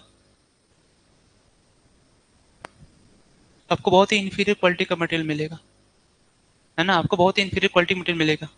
देखो 1000 किलो न्यूटन लोड, ये जो स्ट्रक्चर है कितने परसेंट चांसेस है कि इसको एक्सपीरियंस करेगा अपनी डिजाइन लाइफ में, ओनली 5%। तो आप बोल सकते हैं फेलियर के चांसेस कितने, केवल 5%। 95% चांसेस फेल नहीं करेगा। और ये तो कब है, ये तो कब है यहाँ से 1000, केवल 5% फेल कर रहा है ना, ये किसके अंदर होगा, under the partial safety factors. कितना लेके चला है हम लोगों ने यहाँ से 1.5, है ना, इसको भी कितना अप्लाई करा यहाँ से 1.5, मीन्स इसके ऊपर भी कितना हमने अप्लाई करा हुआ है 1.5%। 1.5 का यूज है पार्शियल फैक्टर ऑफ सेफ्टी। अगर इसके बाद भी फेल कर जाए तो आप यहाँ से समझ सकते हैं कितना इंफीरियर क्वालिटी का मटेरियल यूज किया गया होगा। ठीक है, अभी आप लोगों ने सुना होगा एमपी में, मध्य प्रदेश का नाम सुना आप लोगों ने, एमपी का नाम तो सुना होगा। ठीक है, वहां पे हाईवे पे, भाई एमपी में भी बहुत सारे कारनामे होते रहते हैं हाईवे में। ठीक है, ये हाईवे हो गया, है ना, ये हाईवे हो गया। हो सकता है ये न्यूज आप लोगों ने सुना हो, 100 मीटर तक क्रैक्स आ गया रोड के ऊपर। जैसे रोड है ये 100 मीटर का क्रैक मिलेगा लेंथ के लॉन्ग, और जो रोड है वो नीचे 30 फीट धस गया है। 30 फीट रोड नीचे क्या कर गया, हाँ नीचे सेटल हो गया, धस गया है। 30 फीट मतलब कितना हो जाएगा, 30 फीट मतलब कितना हो जाएगा, 30 फीट मतलब कितना हो जाएगा, ऑलमोस्ट हाँ 3 स्टोरी बिल्डिंग के बराबर। तो ग्राउंड लेवल से कितना नीचे मिट्टी धस गई है, ऑलमोस्ट 3 स्टोरी बिल्डिंग के आसपास। है ना, और ये कहाँ पे हुआ है, रोड के ऊपर हुआ है। तो आप इमेजिन कर सकते हैं कितना हैवी वहाँ पे और कितना पुअर क्वालिटी मटेरियल यूज किया गया होगा। कितना पुअर क्वालिटी का मटेरियल यूज किया गया होगा। ठीक है, और ये कहाँ की बात है, एमपी, है ना। एमपी में कारनामे होते रहते हैं। अभी हो सकता है रिसेंट आप लोगों ने न्यूज़ सुना होगा। ठीक है, एमपी की जो पुलिस है, वहाँ के जो एसपी हैं, वो पेट्रोलिंग के लिए खड़े हुए थे, शायद किसी को पकड़ने उकड़ने के लिए, किसी स्मगलर को या किसी और के लिए, है ना। जो एसडीओपी होते हैं वो थे वहाँ पे, कोई लेडी थी, वो अपने 4-5 असिस्टेंट के साथ खड़ी थी। तो जिसको पकड़ना था वो तो नहीं पकड़ा, किसी एक क्रेटा वाले को रुकवाया, है ना, और उसका गाड़ी चेक की तो उसकी गाड़ी में 3 करोड़ रुपए पैसे मिले। 3 करोड़। तो जब भी पैसे मिलते हैं आपको किसको इन्फॉर्म करना होता है, इनकम टैक्स डिपार्टमेंट को। तो उसको इन्फॉर्म ना करके आपस में सेटलमेंट कर लिया कि काम करते हैं 1.5 तुम रख लो, 1.5 हम रख लेते हैं। तो उसको भी लगा कि कहाँ फंसूंगा, आधा दे ही देता हूँ। तो हवाला के पैसे थे, वो आधा उसको दे दिया, आधा खुद रख लिया। लेकिन जब घर जाके आदमी ने काउंट किया पैसा, पता लगा कि 25 lakhs कम है पैसे। मतलब आधा तो लिया ही, साथ में 25 लाख क्या ले लिया पुलिस वालों ने, और ले लिया। उसको इतना गुस्सा है कि उसने जाकर केस कर दिया पुलिस के ऊपर ही कि हमारे पास 3 करोड़ का इन्होंने धोखाधड़ी कर दिया। तो बाद में जब हाई कोर्ट में गए तो चला कि पुलिस वालों को काफी धमकाया गया, उनके अगेंस्ट केसेस हो गया है, एफआईआर वगैरह, है ना। तो एमपी में कारनामे होते रहते हैं। ठीक है, कि पहले इन्हीं लोगों ने पकड़ा, फिर इन्हीं के ऊपर केस हो गया। ठीक है, तो एमपी इस मामलों में, है ना, तेज है। ठीक है, तो यहाँ से आप देख सकते हैं कि यहाँ से कितना कितना यहाँ से प्रोबेबिलिटी है 5% का। प्रोबेबिलिटी कितना है यहाँ से, ओनली 5%। अगर इसके बाद भी यहाँ से अगर फेल कर जाए, इसका मतलब क्या हुआ कि बहुत ही इन्फीरियर क्वालिटी का मटेरियल यहाँ से यूज किया गया होगा। देखो यहाँ से मेंशन करा हुआ है। ठीक है, ओके, तो हम लोग उसी चीज को यहाँ देख रहे हैं। So there is only 5% chances, there is only 5% probability. ठीक है, यहाँ से देख रहे हैं हम लोग, यहाँ से all the characteristics values are the values that are not expected to be exceeded with more than 5% probability during the design life of the structures। ठीक है, आगे बढ़ते हैं यहाँ से। अब बात आती है कि हम लोग पार्शियल फैक्टर ऑफ सेफ्टी लेके क्यों चल रहे हैं, है ना, हमें पार्शियल फैक्टर ऑफ सेफ्टी लेने की रिक्वायरमेंट क्यों पड़ी। चलिए चेक करते हैं यहाँ से। पहला है, हम लोड के लिए क्यों यूज करें, क्या हो जाएगा यहाँ से। Partial factor of safety on load gamma F accounts for the following, accounts for the following, कौन कौन सा जाएगा यहाँ से, पहला मिल जाएगा आपको यहाँ से, possibilities of load exceeding characteristics load. हम क्यों लेके चले, पहली पॉसिबिलिटी क्या हो सकती है कि हमने जो भी लोड को एक्सीड किया गया है, लोड को हमने यहाँ से पता करा हुआ है, तो कुछ पॉसिबिलिटीज हो सकती हैं कि उस लोड को यहाँ से जो एक्चुअल लोड एक्सीड कर सकता है। Next, possibilities of inaccurate assessment of the load, ऐसा भी हो सकता है कि हमने जो लोड को कैलकुलेट करा हुआ है या फिर यहाँ से पता करा है, उसमें हो सकता है कुछ इनएक्यूरेट हो या फिर वो यहाँ से एग्जैक्टली करेक्ट ना हो। Uncertainty in the assessment of the effect of load, effect of load को हम लोगों ने ठीक से कैलकुलेट ना किया हो। Uncertainty in the assessment of the limit state being considered, तो हो सकता है जिस मेथड डिजाइन करें उस मेथड हमने कुछ रस कर दिया हो। इन सब के लिए हम क्या करते हैं, यहाँ से लोड फैक्टर के लिए किसको यूज करते हैं, यहाँ से partial factor of safety use करते हैं। अब सेम चीज आता है कि हम स्ट्रेंथ के ऊपर क्यों अप्लाई करें, सेम चीज आपको यहाँ से मिल जाएगा। देखिए, partial factor of safety on material strength accounts for the following, क्यों लेके चल रहे हैं। देखिए यहाँ से पहला है, possibilities of the of strength strength falling below the characteristics strength. तो क्या पॉसिबिलिटीज हो सकती हैं जो हम लेके चल रहे हैं किसका, यहाँ पे स्ट्रेंथ मिडिल का, हो सकता है उससे कम हो। Reduction in the member size, हो सकता है साइज में कुछ यहाँ पे रिडक्शन हो जाए। Reduction in the strength due to fabrication and tolerance, हम यहाँ से क्या करें, जो मेंबर को फैक्ट्री से लेकर के आ रहे हैं उसको ज्वाइन कर रहे होंगे, तो हो सकता है फैब्रिकेशन या फिर उसके साइजेस में टॉलरेंस की वजह से हो सकता है उसकी कुछ स्ट्रेंथ कम हो जाए। नेक्स्ट यहाँ से क्या है, uncertainty in the calculation of strength of the members, strength of the members, तो हो सकता है यहाँ पे मेंबर की स्ट्रेंथ को कैलकुलेट करने में हमने यहाँ पे कुछ अनसर्टेनिटी ला दी है ना। इसको लेकर के भी यहाँ से क्या हो सकते हैं, कुछ एरर्स आ सकते हैं। कुछ एरर्स यहाँ पे हो सकते हैं। तो ये चीज ना करो इसलिए हम करते क्या है यहाँ पे, ये चीज ना करो इसलिए हम करते क्या है यहाँ पे, पार्शियल सेफ्टी फैक्टर को यूज कर लेते हैं किसके लिए, यहाँ से for the load as well as for the strength. Strength के लिए जो यूज करते हैं उसको हम क्या किस डिपेंड करते हैं, यहाँ से गामा के लिए, और जो लोड में यूज करते हैं उसको हम किस डिपेंड करते हैं, यहाँ से गामा एफ को यूज कर लेते हैं। ये तो आपको यहाँ से मिल जाता है। ठीक है, अब नेक्स्ट मिलेगा यहाँ पे लिमिट्स डिजाइन मेथड। नेक्स्ट आपको यहाँ से लिमिट्स डिजाइन मेथड। ठीक है, चलिए ठीक है, फिर आप लोग थोड़ा रेस्ट कर लीजिए।